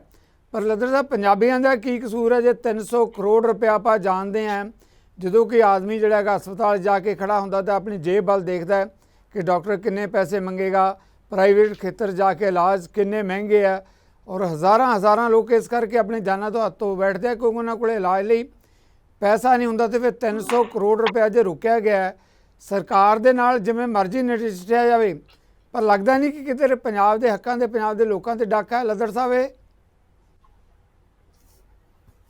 ਹਾਂਜੀ ਸਿੱਧੂ ਸਾਹਿਬ, ਇਸ ਤਰ੍ਹਾਂ ਹੈਗਾ ਆ ਕਿ ਆਪਣਾ ਭਾਰਤ ਸਰਕਾਰ ਦੀ ਪਾਲਿਸੀ ਆ, ਜਿਸ ਕੰਮ ਲਈ ਵੀ ਪੈਸਾ ਦਿੱਤਾ ਜਾਂਦਾ ਹੈਗਾ ਉਹਦਾ ਵਰਤੋਂ ਸਰਟੀਫਿਕੇਟ ਦੇਣਾ ਹੁੰਦਾ ਆ। ਜਿਵੇਂ ਆਪਾਂ ਪੈਸਾ ਤਾਂ ਆਂਦਾ ਹੈਗਾ ਆ, ਮਤਲਬ ਆਪਣਾ ਜਿਹੜਾ consolidated fund of the state ਹੈ ਉਹਦੇ ਜਾ ਕੇ ਜਮ੍ਹਾਂ ਹੋ ਜਾਂਦਾ ਆ, ਲੇਕਿਨ ਜਦੋਂ ਵਰਤੋਂ ਸਰਟੀਫਿਕੇਟ ਦੇਣਾ ਹੁੰਦਾ ਤਾਂ ਇਹ ਦੱਸਣਾ ਪੈਂਦਾ ਹੈ ਕਿ ਅਸੀਂ ਉਹ ਪੈਸਾ ਕਿੱਥੇ ਖਰਚਿਆ। ਆਰਡੀਐਫ ਦਾ ਬੜਾ ਰੌਲਾ ਪੈਂਦਾ ਕਿ ਜੀ ਸਾਡਾ ਆਰਡੀਐਫ ਨਹੀਂ ਮਿਲ ਰਿਹਾ, ਲੇਕਿਨ ਉਹ ਆਪਣਾ ਕਰਜ਼ੇ ਮਾਫ ਕਰਨ ਲਈ ਨਹੀਂ ਹੁੰਦਾ, ਉਹ ਸੰਗਤ ਦਰਸ਼ਨਾਂ ਲਈ ਨਹੀਂ ਹੁੰਦਾ। ਇਸੇ ਤਰ੍ਹਾਂ ਜਿਹੜਾ ਵਜ਼ੀਫੇ ਆ ਬੱਚਿਆਂ ਦੇ, ਉਹ ਤੁਸੀਂ ਆਪਣਾ ਸੜਕਾਂ ਤੇ ਨਹੀਂ ਖਰਚ ਸਕਦੇ, ਇਮਾਰਤਾਂ ਤੇ ਨਹੀਂ ਖਰਚ ਸਕਦੇ। ਇਸੇ ਤਰ੍ਹਾਂ ਭਾਰਤ ਸਰਕਾਰ ਨੇ ਕਿਹਾ ਕਿ ਜੋ ਵੈਲਨੈਸ ਸੈਂਟਰ ਅਸੀਂ ਤੁਹਾਨੂੰ ਜਿਹਦੇ ਵਾਸਤੇ ਪੈਸਾ ਦੇ ਰਹੇ ਹਾਂ, ਅਗਰ ਤੁਸੀਂ ਉਹਦੇ ਉੱਤੇ ਮੁੱਖ ਮੰਤਰੀ ਦੀ ਝਾੜੂ ਦੀ ਫੋਟੋ ਲਾ ਕੇ ਕਰਨਾ ਹੈ ਲੀਪਾ ਪੋਚੀ, ਇਹ ਪੈਸਾ ਤੁਹਾਨੂੰ ਨਹੀਂ ਦਿੱਤਾ ਜਾ ਸਕਦਾ। ਲੱਦਰ ਸਾਹਿਬ ਬਿਲਕੁਲ ਤੁਹਾਡਾ ਜਿਹੜਾ ਫਰਮਾਉਣਾ ਵਜ੍ਹਾ ਬਿਲਕੁਲ ਮੈਂ ਮੰਨਦਾ ਕਿ ਤੁਹਾਡਾ ਕਾਰਨ ਸਹੀ ਹੋ ਸਕਦਾ ਹੈ, ਪਰ ਜਦੋਂ 300 ਕਰੋੜ ਦੀ ਐਡੀ ਵੱਡੀ ਰਕਮ ਆਪਾਂ ਰੋਕਣ ਦੀ ਗੱਲ ਕਰਦੇ ਹਾਂ, ਇਸ ਕਰਕੇ ਕਿ ਜਿਹੜੀ ਇੱਥੋਂ ਦੀ ਸਰਕਾਰ ਆ ਉਹ ਰਾਜਸੀ ਲਾਹਾ ਲੈਣਾ ਚਾਹੁੰਦੀ ਹੈ। ਇਹਨਾਂ ਦੀਆਂ ਜੋ ਮਰਜ਼ੀ ਡੰਡ ਬੈਠਕਾਂ ਕੇਂਦਰ ਵਾਲੇ ਲਗਵਾਉਣ, ਪਰ ਪੰਜਾਬੀ ਜਿਨ੍ਹਾਂ ਨੇ ਇਲਾਜ ਕਰਾਉਣਾ 300 ਕਰੋੜ ਉਹਨਾਂ ਦੀਆਂ ਜੇਬਾਂ 'ਚੋਂ ਖੋਇਆ ਜਾ ਰਿਹਾ ਹੈ। ਲੱਦੜ ਸਾਹਿਬ ਸਵਾਲ ਤਾਂ ਬੜਾ ਸਿੱਧਾ ਜਿਹਾ। ਦੋ ਗੱਲਾਂ ਹੈਗੀਆਂ ਆ ਆਪਣਾ ਸਿੱਧੂ ਸਾਹਿਬ। ਨੰਬਰ 1 ਤਾਂ ਇਹ ਹੈਗੀ ਆ ਕਿ ਜਿਹੜਾ ਆਮ ਆਦਮੀ ਕਲੀਨਿਕ ਹੈ ਇਹ ਉਵੇਂ ਹੀ ਆ ਜਿਵੇਂ ਆਪਣਾ ਪਿੰਡਾਂ ਦੇ ਵਿੱਚ ਮਹੱਲਿਆਂ ਦੇ ਵਿੱਚ ਇੱਕ ਆਰਐਮਪੀ ਦੀ ਦੁਕਾਨ ਹੁੰਦੀ ਆ। ਉੱਥੇ ਕੋਈ ਆਪਰੇਸ਼ਨ ਨਹੀਂ ਹੁੰਦੇ, ਉੱਥੇ ਕੋਈ ਆਪਣੇ ਜ਼ਿਆਦਾ ਅੱਛੇ ਟੈਸਟ ਨਹੀਂ ਹੁੰਦੇ, ਉਹ ਤਾਂ ਇਹਨਾਂ ਨੇ ਪਬਲਿਸਿਟੀ ਦੁਕਾਨਾਂ ਖੋਲੀਆਂ ਹੋਈਆਂ ਆ। ਤੁਹਾਨੂੰ ਯਾਦ ਹੋਣਾ ਜਦੋਂ ਕੋਵਿਡ ਦੇ ਦਿਨ ਸੀਗੇ ਔਰ ਆਪਣਾ ਜਿਹੜੇ ਦਿੱਲੀ ਦੇ ਵਿੱਚ ਜਿਹੜੇ ਲੋਕੀ ਮਰ ਰਹੇ ਸੀਗੇ ਉਹ ਪੰਜਾਬ ਆ ਕੇ ਇਲਾਜ ਕਰਾਉਂਦੇ ਸੀ। ਪੰਜਾਬ ਦਾ ਸਿਸਟਮ ਭਾਵੇਂ ਅਕਾਲੀ ਸਰਕਾਰ ਰਹੀ ਹੋਵੇ ਭਾਵੇਂ ਕਾਂਗਰਸ, ਇੰਡੀਆ ਦੇ ਵਿੱਚੋਂ one of the best system ਰਿਹਾ ਹੈਗਾ ਆ। ਸਾਡੇ ਜਿੰਨੇ ਪੈਰਾਮੀਟਰ ਹੈਗੇ ਆ ਉਹ ਸਾਰੇ ਆਪਣੇ ਆਲ ਇੰਡੀਆ ਲੈਵਲ ਤੋਂ ਬਿਹਤਰ ਰਹੇ ਹੈਗੇ ਆ, ਲੇਕਿਨ ਇਹਨਾਂ ਨੇ ਆਪਣਾ ਜਿਹੜਾ ਹੈਲਥ ਸਿਸਟਮ ਹੈ ਪਹਿਲਾਂ ਦਿੱਲੀ ਦੇ ਵਿੱਚ ਪੱਠਾ ਬਿਠਾਇਆ, ਹੁਣ ਪੰਜਾਬ 'ਚ ਪੱਠਾ ਬਿਠਾ ਰਹੇ ਹੈਗੇ ਆ। ਸੋ ਇਸ ਕਰਕੇ ਜਿਹੜਾ ਟੌਪਿਕ ਤੁਸੀਂ ਚੁਣਿਆ ਹੈਗਾ ਇਹ ਪੂਰੇ ਵਰਲਡ ਦੇ ਵਿੱਚ ਲੋਕਾਂ ਨੂੰ ਪਤਾ ਲੱਗਣਾ ਚਾਹੀਦਾ ਹੈਗਾ ਕਿ ਆਮ ਆਦਮੀ ਪਾਰਟੀ ਦੀ ਜਿਹੜੀ ਸਰਕਾਰ ਹੈ ਇਹ ਲੋਕਾਂ ਦੀ ਦੁਸ਼ਮਣ ਸਰਕਾਰ ਹੈ। ਜਦੋਂ ਤੱਕ ਸਮਾਂ ਬੀਤ ਜਾਏਗਾ, ਹੋਰ 4 ਸਾਲ ਰਹਿੰਦੇ ਅਜੇ, ਫਿਰ ਕਹਿੰਦੇ ਹੁੰਦੇ ਨਾ ਅਬ ਪਛਤਾਏ ਹੋਤ ਕਿਆ ਜਬ ਚਿੜੀਆ ਚੁਗ ਗਈ ਖੇਤ, ਬਹੁਤ ਵੱਡਾ ਨੁਕਸਾਨ ਹੋਣ ਜਾ ਰਿਹਾ ਹੈਗਾ। ਆਮ ਆਦਮੀ ਪਾਰਟੀ ਨੇ ਨਾੜੀ ਲੋਕਾਂ ਦੇ ਹੱਥ 'ਚ ਦੇਤੀ ਹੈ। ਜੀ ਮੈਂ ਇਸ ਮੁੱਦੇ ਤੇ ਵਾਪਸ ਆਵਾਂਗਾ। ਬਾਕੀ ਮਹਿਮਾਨਾਂ ਤੋਂ ਵੀ ਆਪਾਂ ਸਵਾਲ ਲਈਏ। ਪੁਲਿਸ ਸਾਹਿਬ ਤੁਸੀਂ ਕਿਵੇਂ ਦੇਖਦੇ ਹੋ ਪੰਜਾਬ ਦੀਆਂ ਸਿਹਤ ਸਹੂਲਤਾਂ, ਜੋ ਪੇਂਡੂ ਖੇਤਰ ਦੀਆਂ ਸਿਹਤ ਸਹੂਲਤਾਂ ਦੀ ਗੱਲ ਕਰਦੇ ਹਾਂ, ਵੱਡੀ ਪੱਧਰ ਤੇ ਖਿਲਵਾੜ, ਇਹ ਆਪਾਂ ਸਾਰੇ ਮੰਨਦੇ ਹਾਂ ਕਿ ਪੰਜਾਬ ਕੋਲੇ ਵੱਡਾ ਬੁਨਿਆਦੀ ਢਾਂਚਾ ਪੇਂਡੂ ਖੇਤਰ ਦੇ ਚਾਹੇ ਦਿਹਾਤੀ ਖੇਤਰ ਦੇ ਗੱਲ ਕਰ ਲਓ ਚਾਹੇ ਹੈਲਥ ਸੈਂਟਰਾਂ ਦੀ ਗੱਲ ਕਰ ਰਿਹਾ ਹੈ, ਪਰ ਹੁਣ ਜੋ ਸਥਿਤੀ ਬਣੀ ਵੀ ਹੈ ਔਰ ਦੂਜੇ ਪਾਸੇ ਕੇਂਦਰ ਨਾਲ ਟਕਰਾਅ ਦੀ ਵਜ੍ਹਾ ਕਰਕੇ ਕਰੋੜਾਂ ਰੁਪਏ ਦੀਆਂ ਰਕਮਾਂ ਜਿਹੜੀਆਂ ਸਿਹਤ ਨਾਲ ਸੰਬੰਧਿਤ ਸੀ, ਜਿਹੜੀਆਂ ਸਾਡੇ ਲੋਕਾਂ ਦੇ ਇਲਾਜ ਤੇ ਲੱਗਣੀਆਂ ਸੀ, ਉਹਦੇ ਤੋਂ ਅਸੀਂ ਵਿਰਵੇ ਹੋ ਗਏ ਹਾਂ। ਕਿਵੇਂ ਦੇਖਦੇ ਹੋ ਭੁੱਲਰ ਸਾਹਿਬ? ਬਹੁਤ ਸੰਜੀਦਾ ਤੇ ਗੰਭੀਰ ਸਥਿਤੀ ਬਣੀ ਵੀ ਹੈ ਸਿਹਤ ਦੇ ਮਾਮਲਿਆਂ ਲੈ ਕੇ, ਉਹ ਵੀ ਪੇਂਡੂ ਖੇਤਰ ਦੇ ਲਈ। ਸਿੱਧੂ ਸਾਹਿਬ ਗੱਲ ਇਸ ਤਰ੍ਹਾਂ ਹੈਗੀ ਹੈ, ਸ਼੍ਰੋਮਣੀ ਅਕਾਲੀ ਦਲ ਤੇ ਭਾਰਤੀ ਜਨਤਾ ਪਾਰਟੀ ਜਦੋਂ ਸਾਂਝੀ ਸਰਕਾਰ ਸੀ, ਸਰਦਾਰ ਪ੍ਰਕਾਸ਼ ਸਿੰਘ ਬਾਦਲ ਮੁੱਖ ਮੰਤਰੀ ਸੀਗੇ, ਉਸ ਟਾਈਮ ਦੇ ਵਿੱਚ ਪੰਜਾਬ ਦੇ ਵਿੱਚ ਏਮਜ਼ ਵਰਗੇ ਇੰਸਟੀਚਿਊਟ ਆਏ, ਉਸ ਟਾਈਮ ਦੇ ਵਿੱਚ ਬਾਬਾ ਫਰੀਦ ਯੂਨੀਵਰਸਿਟੀ ਆਈ, ਹੈਲਥ ਯੂਨੀਵਰਸਿਟੀ ਬਣੀ। ਮਤਲਬ ਬਹੁਤ ਸਾਰੇ ਉਪਰਾਲੇ ਕੀਤੇ ਕਿ ਜਿਹੜਾ ਹੈਲਥ ਵਾਸਤੇ ਬੈਨੀਫਿਟ ਕਰ ਸਕਦੇ ਸੀਗੇ ਪੰਜਾਬ ਦੇ ਲੋਕਾਂ ਨੂੰ, ਜਿਹਦੇ 'ਚ ਪੰਜਾਬ ਦੇ ਲੋਕਾਂ ਦੀ ਪਹੁੰਚ ਹੋ ਸਕਦੀ ਸੀ, ਸਸਤਾ ਇਲਾਜ ਮਿਲ ਸਕਦਾ ਸੀਗਾ। ਲੇਕਿਨ ਜਦੋਂ ਦੀ ਇਹ ਸਰਕਾਰ ਆਈ ਹੈਗੀ ਹੈ, ਇਹਨਾਂ ਸਰਕਾਰਾਂ ਦੇ ਦਾਅਵੇ ਬਹੁਤ ਵੱਡੇ ਨੇ, ਛਾਪਣ ਵਾਸਤੇ ਬਹੁਤ ਕੁਛ ਹੈ ਇਹਨਾਂ ਦੇ ਕੋਲ, ਲੇਕਿਨ ਕਰਨ ਵਾਸਤੇ ਜਿਹੜੀ ਗਰਾਊਂਡ ਦੇ ਉੱਤੇ ਹਕੀਕਤ ਹੈ ਉਹ ਜ਼ੀਰੋ ਹੈ, ਸਿਫਰ ਹੈ, ਮਾਈਨਸ ਹੈ। ਉਹ ਤੁਸੀਂ ਇਹ ਦੇਖੋ ਵੀ ਅੱਜ ਬਹੁਤ ਸਾਰੇ ਜਿਹੜੇ ਇਹਨਾਂ ਨੇ ਸੁਵਿਧਾ ਕੇਂਦਰਾਂ ਉੱਤੇ ਪੋਚਾ ਮਾਰ ਕੇ ਤੇ ਭਗਵੰਤ ਮਾਨ ਨੇ ਆਪਣੀ ਫੋਟੋ ਲਾ ਕੇ ਤੇ ਉੱਥੇ ਇੱਕ ਆਮ ਆਦਮੀ ਕਲੀਨਿਕ ਖੋਲ੍ਹਤੀ ਸੀਗੀ, ਅੱਜ ਉੱਥੇ ਕਾਂਗਰਸ ਗਰਾਸ ਹੋ ਗਈ ਹੋਈ ਹੈ, ਝਾੜੀਆਂ ਹੋ ਗਈਆਂ ਹੋਈਆਂ, ਭੰਗ ਦੇ ਬੂਟੇ ਉਗੇ ਹੋਏ ਨੇ ਉੱਥੇ। ਇਹ ਹਾਲਾਤ ਨੇ, ਕੋਈ ਉੱਥੇ ਇਲਾਜ ਕਰਨ ਵਾਸਤੇ ਬੰਦਾ ਨਹੀਂ, ਕੋਈ ਉੱਥੇ ਦਵਾਈਆਂ ਦੇਣ ਵਾਸਤੇ ਬੰਦਾ ਨਹੀਂ, ਔਰ ਤੁਸੀਂ ਉੱਥੇ ਅੰਦਰ ਵੜ ਨਹੀਂ ਸਕਦੇ ਕਿਉਂਕਿ ਬਹੁਤ ਬੁਰੇ ਤਰੀਕੇ ਨਾਲ ਉੱਥੇ ਬੂਟੀ ਉਗੀ ਹੋਈ ਹੈ। ਆ ਬਰਸਾਤਾਂ ਦੇ ਵਿੱਚ ਬਹੁਤ ਸਾਰੇ ਥਾਂ ਐਸੇ ਨੇ ਜਿੱਥੇ ਪਾਣੀ ਰੁਕਿਆ ਹੋਇਆ, ਤੁਸੀਂ ਉੱਥੇ ਜਾ ਨਹੀਂ ਸਕਦੇ। ਇਹ ਹਾਲਾਤ ਨੇ ਕਿਉਂਕਿ ਇੱਕ ਇਹਨਾਂ ਨੇ ਕਰਨਾ ਸੀਗਾ, ਐਡਵਰਟਾਈਜ਼ਮੈਂਟ ਕਰਨੀ ਸੀਗੀ, ਉਹ ਬਾਹਰ ਵੀ ਹੋਈ ਚੱਲੀ ਜਾਂਦਾ, ਕਰੋੜਾਂ ਰੁਪਈਆ ਜਿਹੜਾ ਇਹਨਾਂ ਨੇ ਲਾਤਾ ਬਾਹਰ ਐਡਵਰਟਾਈਜ਼ਮੈਂਟ ਦੇ ਉੱਤੇ ਵੀ, ਔਰ ਕੁੱਚੀ ਮਾਰ ਕੇ ਆਪਣੇ ਫੋਟੋ ਲਾ ਕੇ ਆਪਣਾ ਕੰਮ ਖਤਮ ਕਰ ਲਿਆ। ਇਹਨਾਂ ਦਾ ਆਪਣਾ ਹੈਲਥ ਸਿਸਟਮ ਜਿਹੜਾ ਪਾਕ ਜਿਹਾ ਉਹ ਸਬੂਤ ਹੋ ਗਿਆ, ਲੇਕਿਨ ਲੋਕਾਂ ਦਾ ਹੈਲਥ ਸਿਸਟਮ ਜਿਹੜਾ ਉਹ ਵਿਗਾੜਤਾ। ਅੱਜ 20 ਕਰੋੜ ਤੋਂ ਉੱਪਰ ਇਹਨਾਂ ਨੇ ਚੰਡੀਗੜ੍ਹ ਦੇ ਵਿੱਚ PGI 16 sector hospital 32 sector hospital ਦਾ ਇਹਨਾਂ ਨੇ ਦੇਣਾ ਹੈ, ਜਿਹੜਾ ਪੈਂਡਿੰਗ ਪਿਆ ਹੈ। ਔਰ ਪਹਿਲਾਂ ਵੀ ਤੁਹਾਨੂੰ ਪਤਾ ਹੋਏਗਾ कि पिछले साल भी BGI ने और बाकी हॉस्पिटल ने इलाज करना बंद करता जी और उस तो बाद ਇਹਨਾਂ ਨੇ 6 ਕਰੋੜ ਦੀ ਕਿਸ਼ਤ ਉਹਨਾਂ ਨੂੰ ਦਿੱਤੀ ਸੀਗੀ ਤਾਂ ਜਾ ਕੇ ਇਲਾਜ ਸ਼ੁਰੂ ਹੋਇਆ ਸੀਗਾ ਤੇ ਹੁਣ ਫਿਰ ਸਥਿਤੀ ਉਹੀ ਬਣੀ ਹੋਈ ਹੈ। ਔਰ ਮੰਦਭਾਗੀ ਗੱਲ ਇਹ ਹੈ ਵੀ ਨੈਸ਼ਨਲ ਜਿਹੜੀ ਆਪਣੀ ਕੇਂਦਰ ਸਰਕਾਰ ਹੈ, ਕੇਂਦਰ ਸਰਕਾਰ ਵੱਲੋਂ ਹਰ ਜ਼ਿਲ੍ਹੇ ਦੇ ਵਿੱਚ ਇੱਕ ਮੈਡੀਕਲ ਕਾਲਜ ਖੋਲ੍ਹਣ ਦੀ ਜਿਹੜੀ ਪ੍ਰੋਵੀਜ਼ਨ ਦਿੱਤੀ ਗਈ ਹੈ। ਇਹਨਾਂ ਨੇ ਚੀਮਾ ਸਾਹਿਬ ਨੇ ਪਿਛਲੀ ਵਾਰ ਵੀ ਤੇ ਇਸ ਵਾਰ ਵੀ ਇਹ ਕਿਹਾ ਸੀ ਵੀ 16 ਮੈਡੀਕਲ ਕਾਲਜ ਅਸੀਂ ਜਿਹੜੇ ਆ ਪੰਜਾਬ 'ਚ ਖੋਲਾਂਗੇ ਤੇ ਬਜਟ ਰੱਖਿਆ ਗਿਆ 75 ਕਰੋੜ ਤੇ ਇੱਕ ਮੈਡੀਕਲ ਕਾਲਜ ਦਾ ਨੀਂਹ ਪੱਥਰ ਰੱਖਿਆ ਗਿਆ ਜਿਹਨੂੰ ਸਾਲ ਤੋਂ ਉੱਪਰ ਹੋ ਗਿਆ, ਨੀਂਹ ਪੱਥਰ ਤੋਂ ਅੱਗੇ ਉਹਦਾ ਕੰਮ ਨਹੀਂ ਵਧਿਆ ਔਰ ਉੱਥੇ ਵੀ ਸਿਆਪਾ ਪਾ ਕੇ ਬੈਠੇ ਨੇ ਕਿਉਂਕਿ ਹੈ ਹੀ ਐਸੇ ਨੇ ਕਿ ਲੱਸੀ ਬੰਧਾਣੀ ਪਾਉਣ ਵਾਲੀ ਸਰਕਾਰ ਹੈ ਵੀ ਰੇੜਕਾ ਪਾਈ ਰੱਖਣਾ ਹੈ, ਕਰਨਾ ਕੁਝ ਨਹੀਂ। ਜੇ ਤੇ ਲੋਕ ਬਿਜ਼ੀ ਰਹਿਣ ਇਹਨਾਂ ਰੇੜਕਾ ਚੱਲਦਾ ਰਹੇ ਜੀ। ਤੁਸੀਂ ਦੇਖੋ ਵੀ 16 ਦੇ ਵਿੱਚੋਂ ਜੇ ਅਸੀਂ ਐਵਰੇਜ ਲਾਈਏ 5 ਸਾਲਾਂ ਦੇ ਵਿੱਚ ਤੇ ਹਰ ਸਾਲ ਘੱਟੋ ਘੱਟ 3 ਮੈਡੀਕਲ ਕਾਲਜ ਤਿਆਰ ਹੋ ਜਾਣੇ ਚਾਹੀਦੇ ਸੀਗੇ ਤੇ 15 ਬੰਦੇ ਫਿਰ ਵੀ ਕਾਲਜਾਂ ਦੀ ਤਾਂ ਦੂਰ ਦੀ ਗੱਲ ਹੈ, ਤੁਹਾਡੀ ਗੱਲ ਸਹੀ ਕਹਿ ਰਹੇ ਹੋ। ਲੰਬਾ ਇੱਕ ਪਲੈਨਿੰਗ ਹੁੰਦੀ ਹੈ, ਉਹਦੇ ਲਈ ਇਨਫਰਾਸਟ੍ਰਕਚਰ ਬਹੁਤ ਕੁਝ ਚਾਹੀਦਾ ਹੁੰਦਾ ਹੈ, ਪਰ ਜੋ ਮੌਜੂਦਾ ਢਾਂਚਾ ਹੈ ਉਸ ਨੂੰ ਨਹੀਂ ਸਾਂਭਿਆ ਜਾ ਰਿਹਾ। ਪੁਲਿਸ ਇੱਕ ਸਵਾਲ ਮੈਂ ਤੁਹਾਡੇ ਤੋਂ ਇਸ ਕਰਕੇ ਬਣਦਾ, ਲੱਦਰ ਸਾਹਿਬ ਵੀ ਸੁਣ ਰਹੇ ਹੈ, ਜਦੋਂ ਅਕਾਲੀ ਦਲ ਤੇ ਭਾਜਪਾ ਦੀ ਸਰਕਾਰ ਸੀ ਜਾਂ ਪਿਛਲੀਆਂ ਸਰਕਾਰਾਂ ਰਹੀਆਂ ਤਾਂ ਉਦੋਂ ਕੀ ਤਜਰਬਾ ਕੀਤਾ ਗਿਆ ਕਿ ਜਿਹੜੇ ਪੇਂਡੂ ਖੇਤਰ ਦਾ ਜਿਹੜਾ ਹੈਲਥ ਢਾਂਚਾ ਸੀਗਾ ਉਹ ਪੰਚਾਇਤਾਂ ਦੇ ਹਵਾਲੇ ਕਰ ਦਿੱਤਾ ਗਿਆ। ਪੰਚਾਇਤਾਂ ਕੋਲੇ ਨਾ ਤਾਂ ਇਹਨਾਂ ਇਨਫਰਾਸਟ੍ਰਕਚਰ ਸੀ, ਨਾ ਇਹਨੇ ਸੋਰਸਿਸ ਸੀ, ਡਾਕਟਰਾਂ ਨੇ ਵੀ ਉਹਦੇ ਤੋਂ ਆਨਾਕਾਨੀ ਕੀਤੀ ਜਾਣ ਤੋਂ ਉਹਦੇ ਨਾਲ ਵੀ ਇੱਕ ਬਹੁਤ ਵੱਡਾ ਨੁਕਸਾਨ ਹੋਇਆ। ਮੁੜ ਕੇ ਫੇਰ ਜਿਹੜਾ ਉਹਦਾ ਕਾਫੀ ਹਿੱਸਾ ਜਿਹੜਾ ਹੈਗਾ ਦੂਜੇ ਪਾਸੇ ਲਿਆਂਦਾ ਗਿਆ, ਆਮ ਸਿਹਤ ਸੇਵਾਵਾਂ ਦੇ ਅੰਦਰ ਲਿਆਂਦਾ ਗਿਆ। ਇਹ ਜਿਹੜੇ ਤਜਰਬੇ ਕੀਤੇ ਜਾ ਰਹੇ ਜੇ ਕੀਤੇ ਗਏ ਉਹਨਾਂ ਕਰਕੇ ਕਿਧਰੇ ਨੁਕਸਾਨ ਹੋਇਆ। ਜਦੋਂ ਪੰਚਾਇਤਾਂ ਨੂੰ ਇਹ ਮਾਮਲੇ ਦਿੱਤੇ ਗਏ, ਪੰਚਾਇਤਾਂ ਨੂੰ ਸਿਹਤ ਸਹੂਲਤਾਂ ਪੇਂਡੂ ਖੇਤਰ ਦੀ ਦਿੱਤੀਆਂ ਗਈਆਂ, ਉਹਦੇ ਨਾਲ ਵੀ ਇੱਕ ਵੱਡੀ ਮਾਰ ਪਈ ਹੈ ਇਸ ਦੌਰ ਦੇ ਵਿੱਚ। ਸਿੱਧੂ ਸਾਹਿਬ ਗੱਲ ਇਸ ਤਰ੍ਹਾਂ ਹੈਗੀ ਹੈ ਵੀ ਜਦੋਂ ਸਰਕਾਰ ਕੋਈ ਕੰਮ ਕਰ ਰਹੀ ਹੁੰਦੀ ਹੈ ਉਹਦੇ 'ਚ ਨਵੇਂ ਜਿਹੜੇ ਐਕਸਪੈਰੀਮੈਂਟ ਆ ਉਹ ਕੀਤੇ ਜਾਂਦੇ ਆ ਕਿ ਚਲੋ ਹੋ ਸਕਦਾ ਵੀ ਇਸ ਤਰੀਕੇ ਨਾਲ ਬਿਹਤਰੀ ਹੋ ਸਕੇ, ਅਗਰ ਨਹੀਂ ਹੁੰਦੀ ਤਾਂ ਉਹਨੂੰ ਵਾਪਸ ਲਿਆ ਜਾਂਦਾ ਹੈ, ਕੋਈ ਨਵੀਂ ਗੱਲ ਨਹੀਂ ਹੈ ਜੀ। ਲੇਕਿਨ ਕੰਮ ਕਰਨ ਦੀ ਇੱਛਾ ਹੋਣੀ ਚਾਹੀਦੀ ਹੈ। ਜੇ ਇੱਛਾ ਸੀ ਤੇ ਏਮਜ਼ ਆਇਆ ਬਠਿੰਡੇ ਦੇ ਵਿੱਚ, ਜੇ ਇੱਛਾ ਸੀ ਤੇ ਬਾਬਾ ਫਰੀਦ ਯੂਨੀਵਰਸਿਟੀ ਬਣੀ, ਇੰਨੇ ਸਾਰੇ ਮੈਡੀਕਲ ਕਾਲਜ ਜਿਹੜੇ ਨਵੇਂ ਆਏ ਇੱਥੇ ਪੰਜਾਬ ਦੇ ਵਿੱਚ, ਇੰਨੇ ਮੈਡੀਕਲ ਜਿਹੜੀਆਂ ਡਿਸਪੈਂਸਰੀਆਂ ਬਣੀਆਂ, ਹਸਪੀਟਲ ਬਣੇ ਔਰ ਪ੍ਰਾਈਵੇਟ ਸੈਕਟਰ ਦੇ ਵਿੱਚ ਵੀ ਬਹੁਤ ਸਾਰੇ ਹਸਪੀਟਲ ਜਿਹੜੇ ਪੰਜਾਬ ਦੇ ਵਿੱਚ ਆ ਕੇ ਐਸਟੈਬਲਿਸ਼ ਹੋਏ ਆ। ਲੇਕਿਨ ਹੁਣ ਹਾਲਾਤ ਇਹ ਹੋ ਗਏ ਹੈ ਕਿ ਸਰਕਾਰੀ ਜਿਹੜੀਆਂ ਡਿਸਪੈਂਸਰੀਆਂ ਨੇ ਵਿੱਚ ਡਾਕਟਰ ਹੀ ਹੈ ਨਹੀਂ ਬੈਠਣ ਨੂੰ ਔਰ ਜਿਹੜੇ ਇਹਨਾਂ ਨੇ ਸੁਵਿਧਾ ਕੇਂਦਰਾਂ ਉੱਤੇ ਗੁੱਚੀ ਫੇਰ ਕੇ ਤੇ ਜਿੱਥੇ ਇਹਨਾਂ ਨੇ ਖੋਲ੍ਹੇ ਸੀ ਆਪਣੇ ਆਮ ਆਦਮੀ ਪਾਰਟੀ ਕਲੀਨਿਕ, ਉੱਥੇ ਕੋਈ ਸੁਵਿਧਾ ਹੈ ਨਹੀਂ, ਨਾ ਉੱਥੇ ਆਪਰੇਸ਼ਨ ਹੋ ਸਕਦੇ ਨੇ। Thank you. ਤੁਹਾਨੂੰ 10 ਦੀਆਂ ਗੋਲੀਆਂ ਮਿਲ ਜਾਣਗੀਆਂ, ਤੁਹਾਨੂੰ ਪੈਰਾਸੀਟਾਮੋਲ ਮਿਲ ਜੂਗੀ, ਤੁਹਾਨੂੰ 1-2 ਸਿਰਦਰਦ ਦੀਆਂ ਗੋਲੀਆਂ ਮਿਲ ਜਾਣਗੀਆਂ, 5-7 ਦਵਾਈਆਂ ਜਿਹੜੀਆਂ ਸਟੈਂਡਰਡ ਨੇ ਜਿਹੜੀਆਂ RMP ਡਾਕਟਰ ਕੋਲ ਮਿਲ ਜਾਂਦੀਆਂ, ਜਿਸ ਤਰ੍ਹਾਂ ਰੁੰਦਰ ਸਾਹਿਬ ਨੇ ਵੀ ਦੱਸਿਆ ਜੀ, ਉਹ ਉੱਥੇ ਮਿਲਦੀਆਂ ਨੇ। ਪੁਲਿਸ ਸਾਹਿਬ ਫਿਰ ਆਪਾਂ ਆਨੇ ਇਸ ਮੁੱਦੇ ਤੇ ਤੁਹਾਡੇ ਵੱਲ। ਸਾਡੇ ਨਾਲ ਖੜਿਆਲ ਜੀ ਕਾਂਗਰਸ ਪਾਰਟੀ ਦੇ ਮੁੱਖ ਬੁਲਾਰੇ ਬਣੇ ਹੋਏ ਆ। ਖੜਿਆਲ ਸਾਹਿਬ ਕਿਵੇਂ ਦੇਖਦੇ हैं ਸਥਿਤੀ ਨੂੰ ਕਿ ਪੇਂਡੂ ਖੇਤਰ ਕਿਸ ਕਦਰ ਖਿਲਵਾੜ ਹੋ ਰਿਹਾ ਹੈ?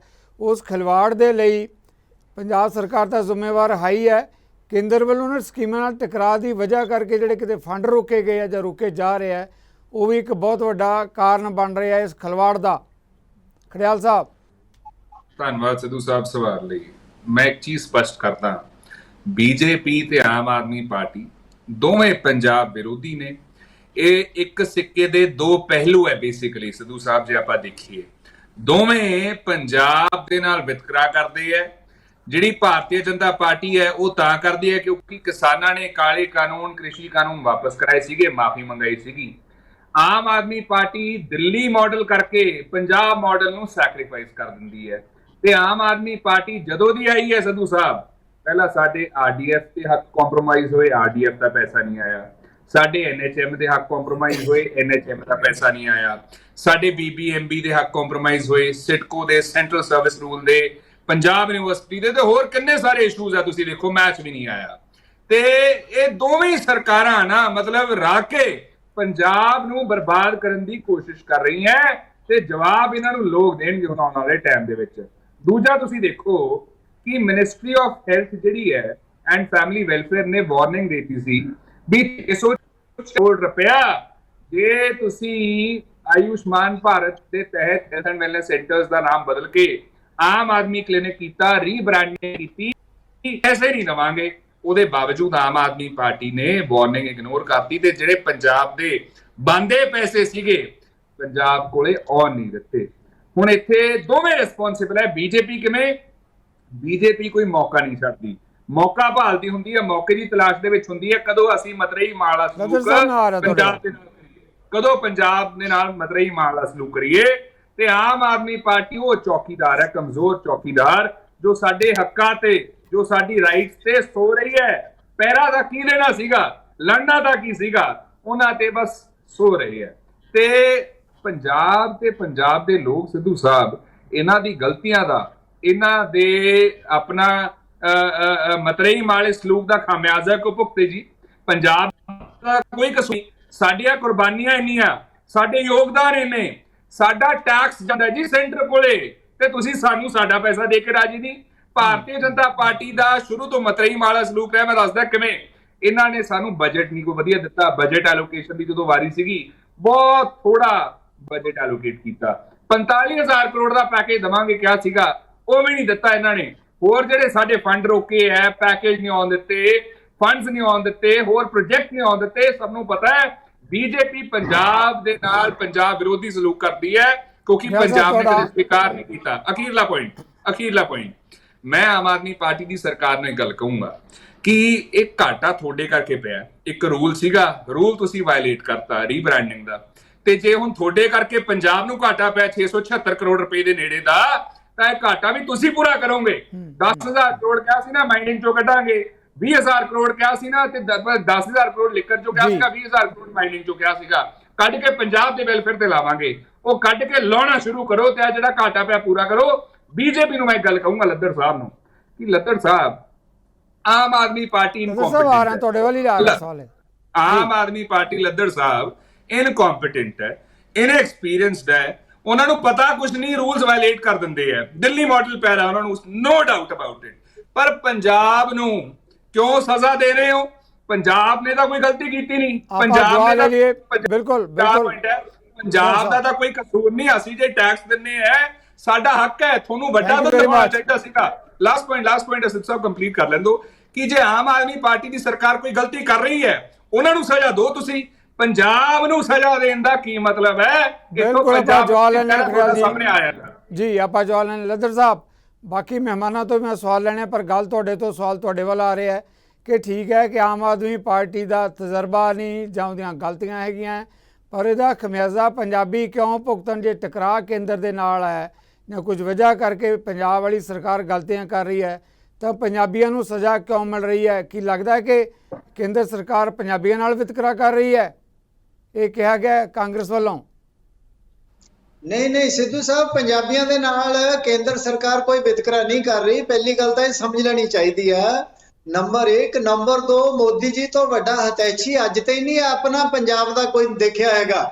ਜੇ ਅਸੀਂ ਉਹਨਾਂ ਨੇ ਆਪਣਾ ਕਰਤਾਰਪੁਰ ਦਾ ਲਾਂਘਾ ਖੋਲਿਆ, ਪੈਸਾ ਖਰਚ ਕੀਤਾ 1000 ਕਰੋੜ ਰੁਪਏ ਤੋਂ ਵੀ ਉੱਪਰ, ਤਾਂ ਮੋਦੀ ਜੀ ਨੇ ਖੋਲਿਆ ਹੈਗਾ ਆ। ਜਦੋਂ ਕਿ ਅਸੀਂ ਆਪਣਾ ਇੱਕ ਸਿੱਖ ਪ੍ਰਾਈਮ ਮਿਨਿਸਟਰ ਵੀ 10 ਸਾਲ ਦੇਖਿਆ, ਉਹ ਨਹੀਂ ਉਹ ਕੰਮ ਕਰ ਸਕਿਆ। ਨੰਬਰ 1। ਨੰਬਰ 2 ਦੇ ਉੱਤੇ ਕਿਸਾਨਾਂ ਦੇ ਕਾਨੂੰਨਾਂ ਦੀ ਗੱਲ ਕੀਤੀ ਖੜਿਆਲ ਸਾਹਿਬ ਨੇ।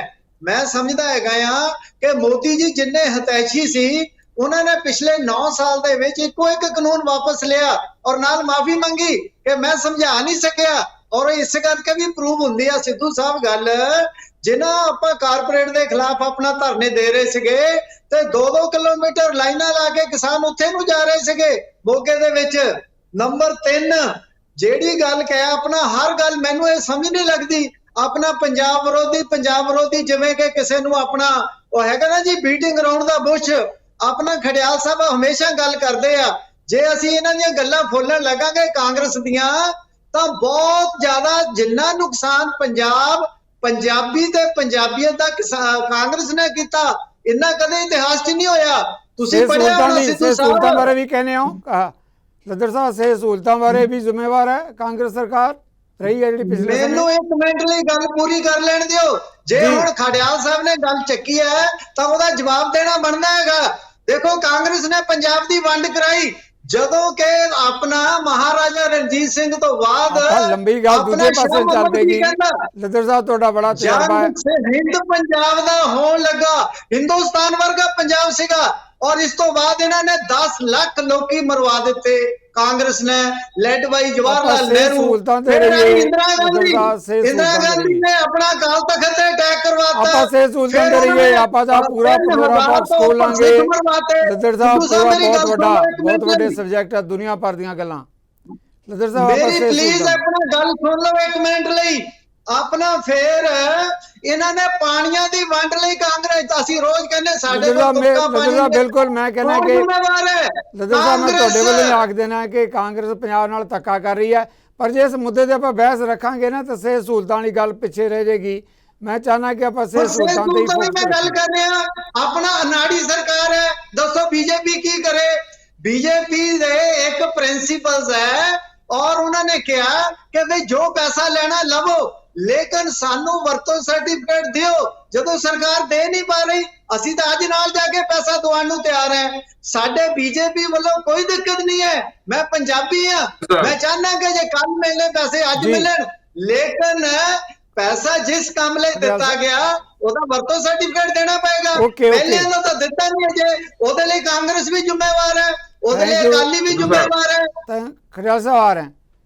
ਲੱਦਰ ਸਾਹਿਬ ਮਿਹਰਬਾਨੀ, ਖੜਿਆਲ ਸਾਹਿਬ ਸੰਖੇਪ ਦੇ ਵਿੱਚ, ਕਿਉਂਕਿ ਬਾਕੀ ਮਹਿਮਾਨ ਵੀ ਇਸ ਸਵਾਲ ਦੀ ਇੰਤਜ਼ਾਰ 'ਚ ਹੋਣਗੇ, ਸੰਖੇਪ 'ਚ ਖੜਿਆਲ ਸਾਹਿਬ ਕੀ ਕਹਿਣਾ ਚਾਹੋਗੇ? ਜੀ। ਕਿਉਂਕਿ ਉਹਨਾਂ ਦਾ ਕਹਿਣਾ ਕਿ ਅਸੀਂ ਤਾਂ ਸਿੱਧੂ ਬਹੁਤ ਸਾਹਿਬ- ਵੱਡੇ ਪੰਜਾਬ ਦੇ ਹਿਤੈਸ਼ੀ ਹਾਂ, ਪੰਜਾਬ ਸਰਕਾਰ ਜ਼ਿੰਮੇਵਾਰ ਹੈ, ਅਸੀਂ ਤਾਂ ਨਾਲ ਚੱਲ ਕੇ ਕੇਂਦਰ ਕੋਲੇ ਕਹਿਣ ਨੂੰ ਤਿਆਰ ਹਾਂ ਪੰਜਾਬ ਦੇ ਹਿੱਤਾਂ ਲਈ। ਸਿੱਧੂ ਸਾਹਿਬ, ਪਹਿਲਾਂ ਤਾਂ ਮੈਂ ਬੀਜੇਪੀ ਨੂੰ ਐਕਸਪੋਜ਼ ਕਰਦਾ। ਇਹਨਾਂ ਨੇ 1984 ਦੀ ਗੱਲ ਕੀਤੀ। ਅਡਵਾਨੀ ਸਾਹਿਬ ਦੀ ਕਿਤਾਬ ਪੜ੍ਹ ਲੈਣ, ਜਿੱਥੇ ਅਡਵਾਨੀ ਸਾਹਿਬ ਨੇ ਕਿਹਾ ਵੀ ਅਸੀਂ ਮਜਬੂਰ ਕੀਤਾ ਸੀਗਾ ਇੰਦਰਾ ਗਾਂਧੀ ਜੀ ਨੂੰ ਇਹ ਕਦਮ ਚੱਕਣ ਲਈ। ਸੋ ਭਾਰਤੀ ਜਨਤਾ ਪਾਰਟੀ ਆਪਦੇ ਦੋਹਰੇ ਮਾਪਦੰਡ ਤਿਆਗ ਦੇ, ਜ਼ਰਾ ਇਹਨਾਂ ਚੱਕ ਕੇ ਦੇਖ ਲੈ। ਦੂਜੀ ਗੱਲ, ਪੰਜਾਬ ਆਪਾਂ ਮੁੱਦੇ ਤੋਂ ਪਾਸੇ ਜਾ ਰਹੇ ਹਾਂ। ਸੁਣਨ ਦਾ ਮਾਦਾ ਰੱਖੋ। ਸੋ ਮੈਂ ਜਵਾਬ ਦੇ ਰਿਹਾ ਇਹਨਾਂ ਨੂੰ, ਸਿਰਫ ਇਹਨਾਂ ਦੀ ਭਾਸ਼ਾ ਜਵਾਬ ਦੇ ਰਿਹਾ ਸੀ। ਹੁਣ ਮੈਂ ਫਿਰ ਬਹਿਸ ਹੀ ਇਸ ਪਾਸੇ ਚੱਲ ਜਾਏਗੀ, ਆਪਣੀ ਸਾਰੀ ਸਵਾਲ ਜਵਾਬ ਨਹੀਂ ਇਹਨਾਂ ਵਾਂਗੂ ਲੀ ਤੋਂ ਲਾਉਂਗਾ ਨਹੀਂ ਸਿੱਧੂ ਸਾਹਿਬ, ਜਵਾਬ ਦਊਂਗਾ। ਪਹਿਲਾਂ ਤਾਂ ਇਹਨਾਂ ਨੇ ਗੱਲ ਕੀਤੀ ਵਰਤੋਂ ਸਰਟੀਫਿਕੇਟ ਦੀ, ਵੀ ਵਰਤੋਂ ਸਰਟੀਫਿਕੇਟ ਦੇਣਾ ਪਊਗਾ। ਕਾਸ਼ ਇਹ ਵਰਤੋਂ ਸਰਟੀਫਿਕੇਟ ਭਾਰਤੀ ਜਨਤਾ ਪਾਰਟੀ ਦੇ ਜਿਹੜੇ ਸੂਬੇ ਹੈ ਜਿੱਥੇ ਇਹਨਾਂ ਦੀ ਸਰਕਾਰ ਹੈ ਉੱਥੋਂ ਵੀ ਮੰਗਦੇ, ਉੱਥੋਂ ਤਾਂ ਕਦੇ ਮੰਗਿਆ ਨਹੀਂ। ਜੇ ਕਹਿੰਦੇ ਹੈ ਵੀ ਆਰਡੀਐਫ ਤੇ ਐਨਐਚਐਮ ਤੇ ਕੋਈ ਮਿਸਮੈਨੇਜਮੈਂਟ ਹੋਈ ਆਮ ਆਦਮੀ ਪਾਰਟੀ ਦੀ ਸਰਕਾਰ ਦੁਆਰਾ, ਮੈਂ ਕਹਿੰਦਾ ਇਨਕੁਆਇਰੀ ਆਰਡਰ ਕਰ ਦੋ ਉਹਨਾਂ ਤੇ। ਪੰਜਾਬ ਤੋਂ ਪੰਜਾਬ ਦਾ ਪੈਸਾ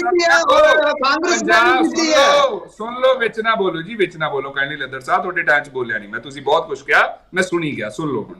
ਸੋ ਆਮ ਆਦਮੀ ਪਾਰਟੀ ਦੀ ਸਰਕਾਰ ਤੇ ਇਨਕੁਆਇਰੀ ਆਰਡਰ ਕਰੋ, ਲੇਕਿਨ ਪੰਜਾਬ ਤੋਂ ਉਹਦੇ ਹੱਕ ਖੋਹਣ ਦੀ ਕੋਸ਼ਿਸ਼ ਨਾ ਕਰੋ। ਪੰਜਾਬ ਤੋਂ ਉਹਦੇ ਪੈਸੇ ਜਿਹੜੇ ਬਣਦੇ ਆ, ਅਸੀਂ ਟੈਕਸ ਦਿੰਦੇ ਆ, ਕੋਈ ਤੁਹਾਡੇ ਤੋਂ ਅਸੀਂ ਡੋਨੇਸ਼ਨ ਨਹੀਂ ਮੰਗ ਰਹੇ, ਸਾਡਾ ਹੱਕ ਹੈ ਤੇ ਦੂਜੇ ਸੂਬਿਆਂ ਨੂੰ ਮਿਲ ਸਕਦੇ ਆ। ਲਾਸਟ ਪੁਆਇੰਟ ਹੈ, ਜੇ ਦੂਜੇ ਸੂਬਿਆਂ ਨੂੰ ਪੈਸੇ ਦਿੰਦੇ ਹੋ ਤੇ ਪੰਜਾਬ ਨਾਲ ਵਿਤਕਰਾ ਕਿਉਂ? ਮੈਂ ਤੁਹਾਨੂੰ ਉਦਾਹਰਨ ਦੇ ਦਿੰਦਾ ਵਿਤਕਰੇ ਦਾ।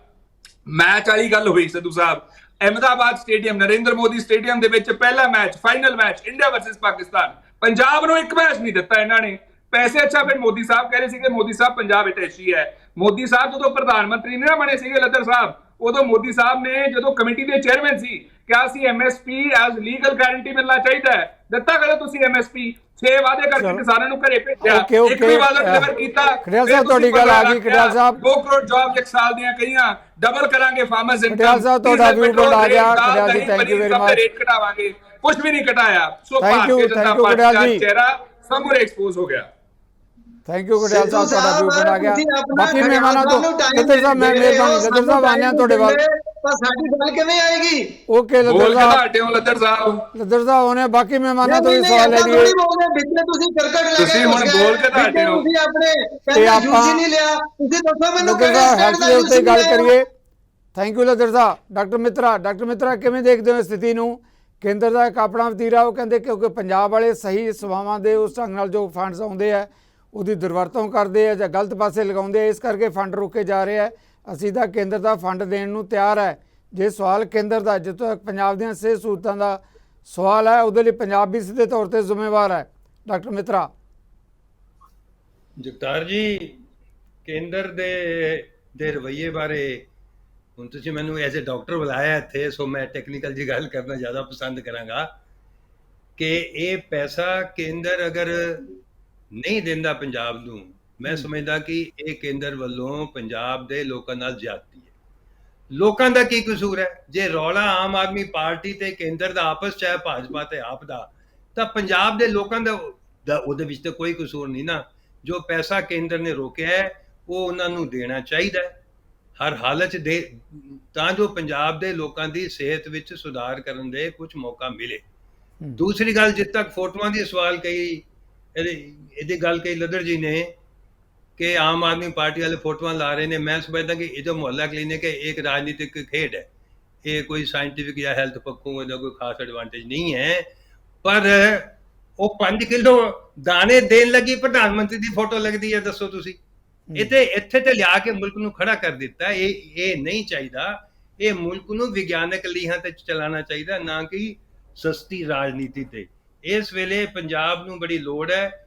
ਜਿਹੜੇ ਜ਼ਿਲ੍ਹਾ ਪ੍ਰੀਸ਼ਦ ਦੇ ਅਧੀਨ 1186 ਜੋ ਕੇਂਦਰ ਦਿੱਤੇ ਸੀਗੇ ਸਿਹਤ ਦੇ, ਉਹਨਾਂ ਵਿੱਚੋਂ 700 ਖਾਲੀ ਹੋ ਗਏ, 700 ਤੋਂ ਉੱਪਰ ਖਾਲੀ ਉਹਨਾਂ ਨੇ ਵਾਪਸ ਕਰਤੇ।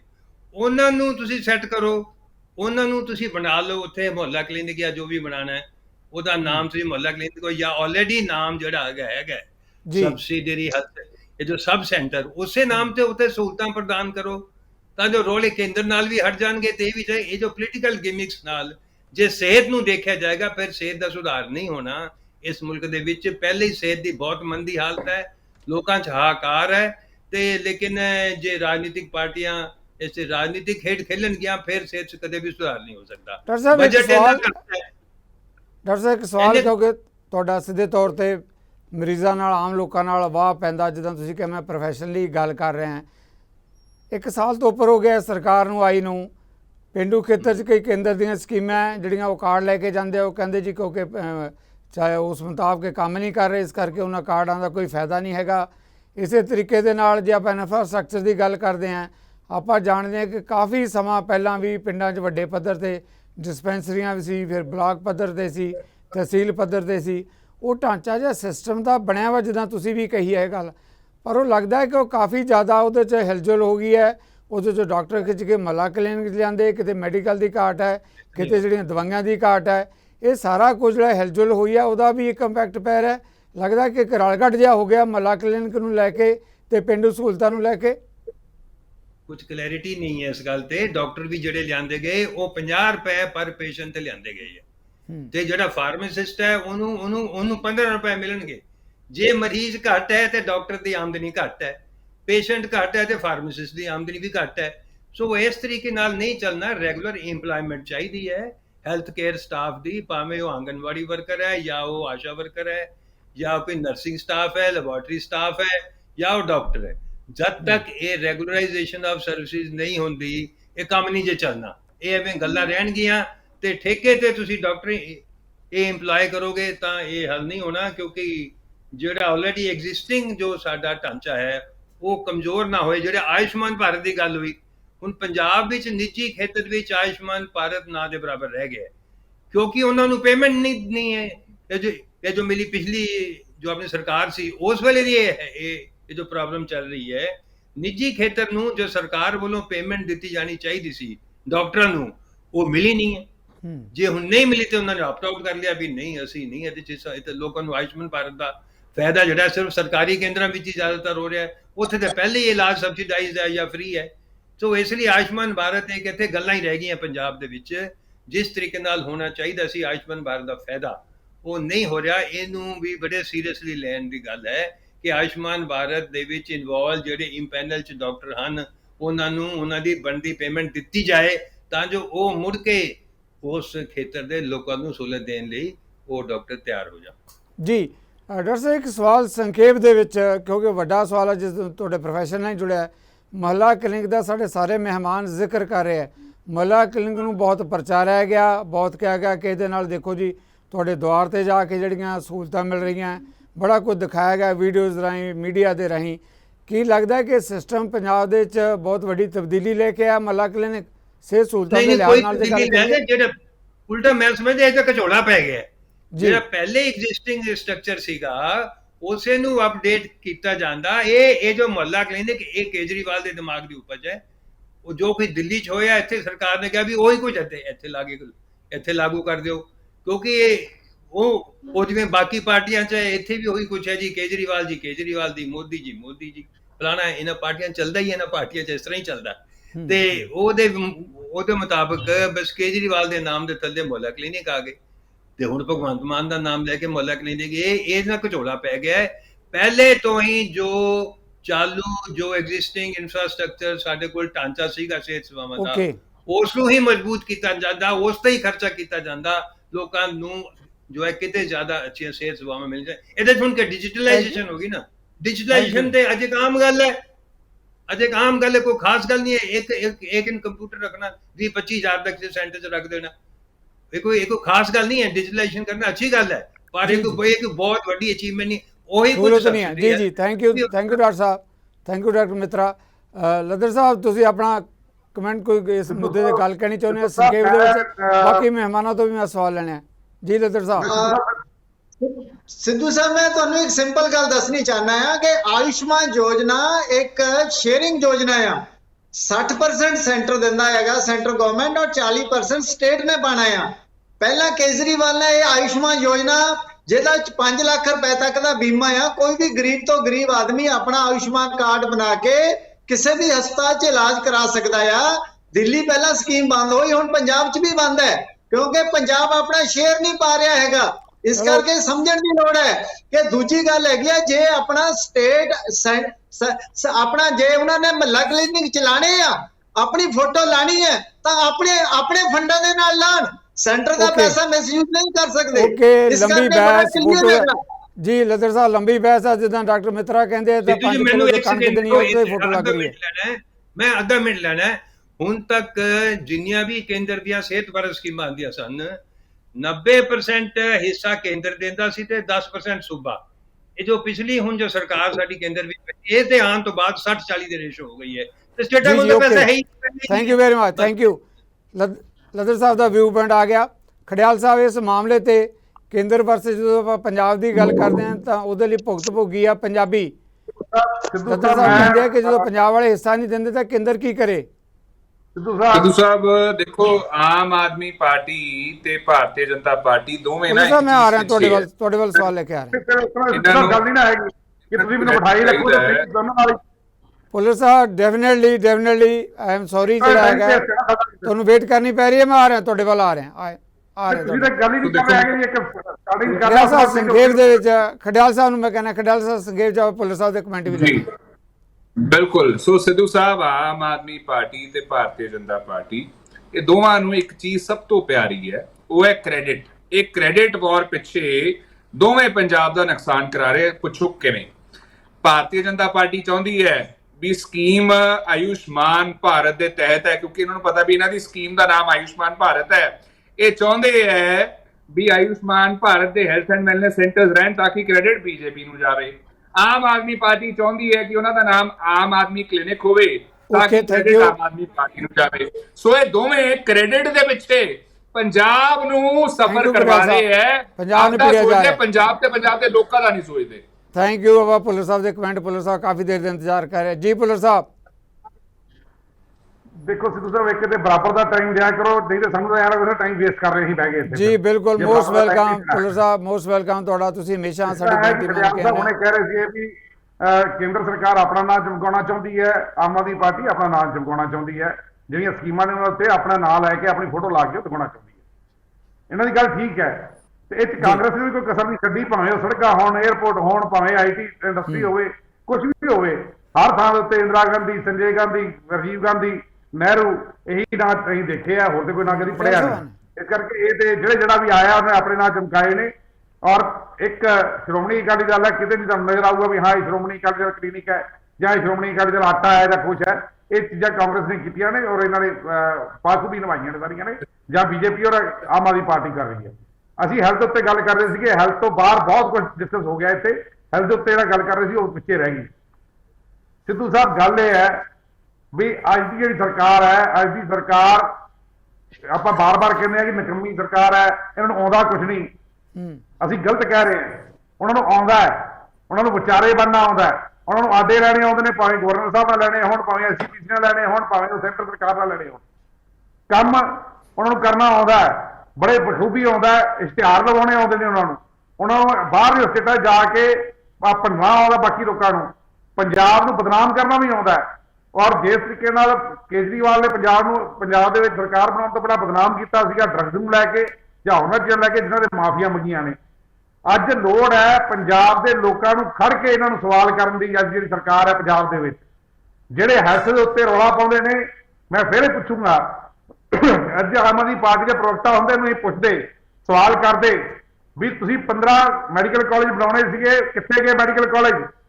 ਇੱਕ ਡਿਸਪੈਂਸਰੀ ਨਵੀਂ ਨਹੀਂ ਖੋਲ ਸਕੇ ਤੁਸੀਂ, ਇੱਕ ਛੋਟਾ ਜਿਹੀ ਲੈਬੋਰਟਰੀ ਨਵੀਂ ਨਹੀਂ ਖੋਲ ਸਕੇ ਤੁਸੀਂ, ਸਵਾਏ ਕੁਚੀ ਫੇਰ ਕੇ ਫੋਟੋਆਂ ਲਾਉਣ ਦੇ ਔਰ ਇੱਕ ਮਹੱਲਾ ਕਲੀਨਿਕ ਬਣਾਉਣ ਤੇ, ਔਰ ਇਸ ਤੋਂ ਸਿਵਾਏ ਕੁਝ ਨਹੀਂ।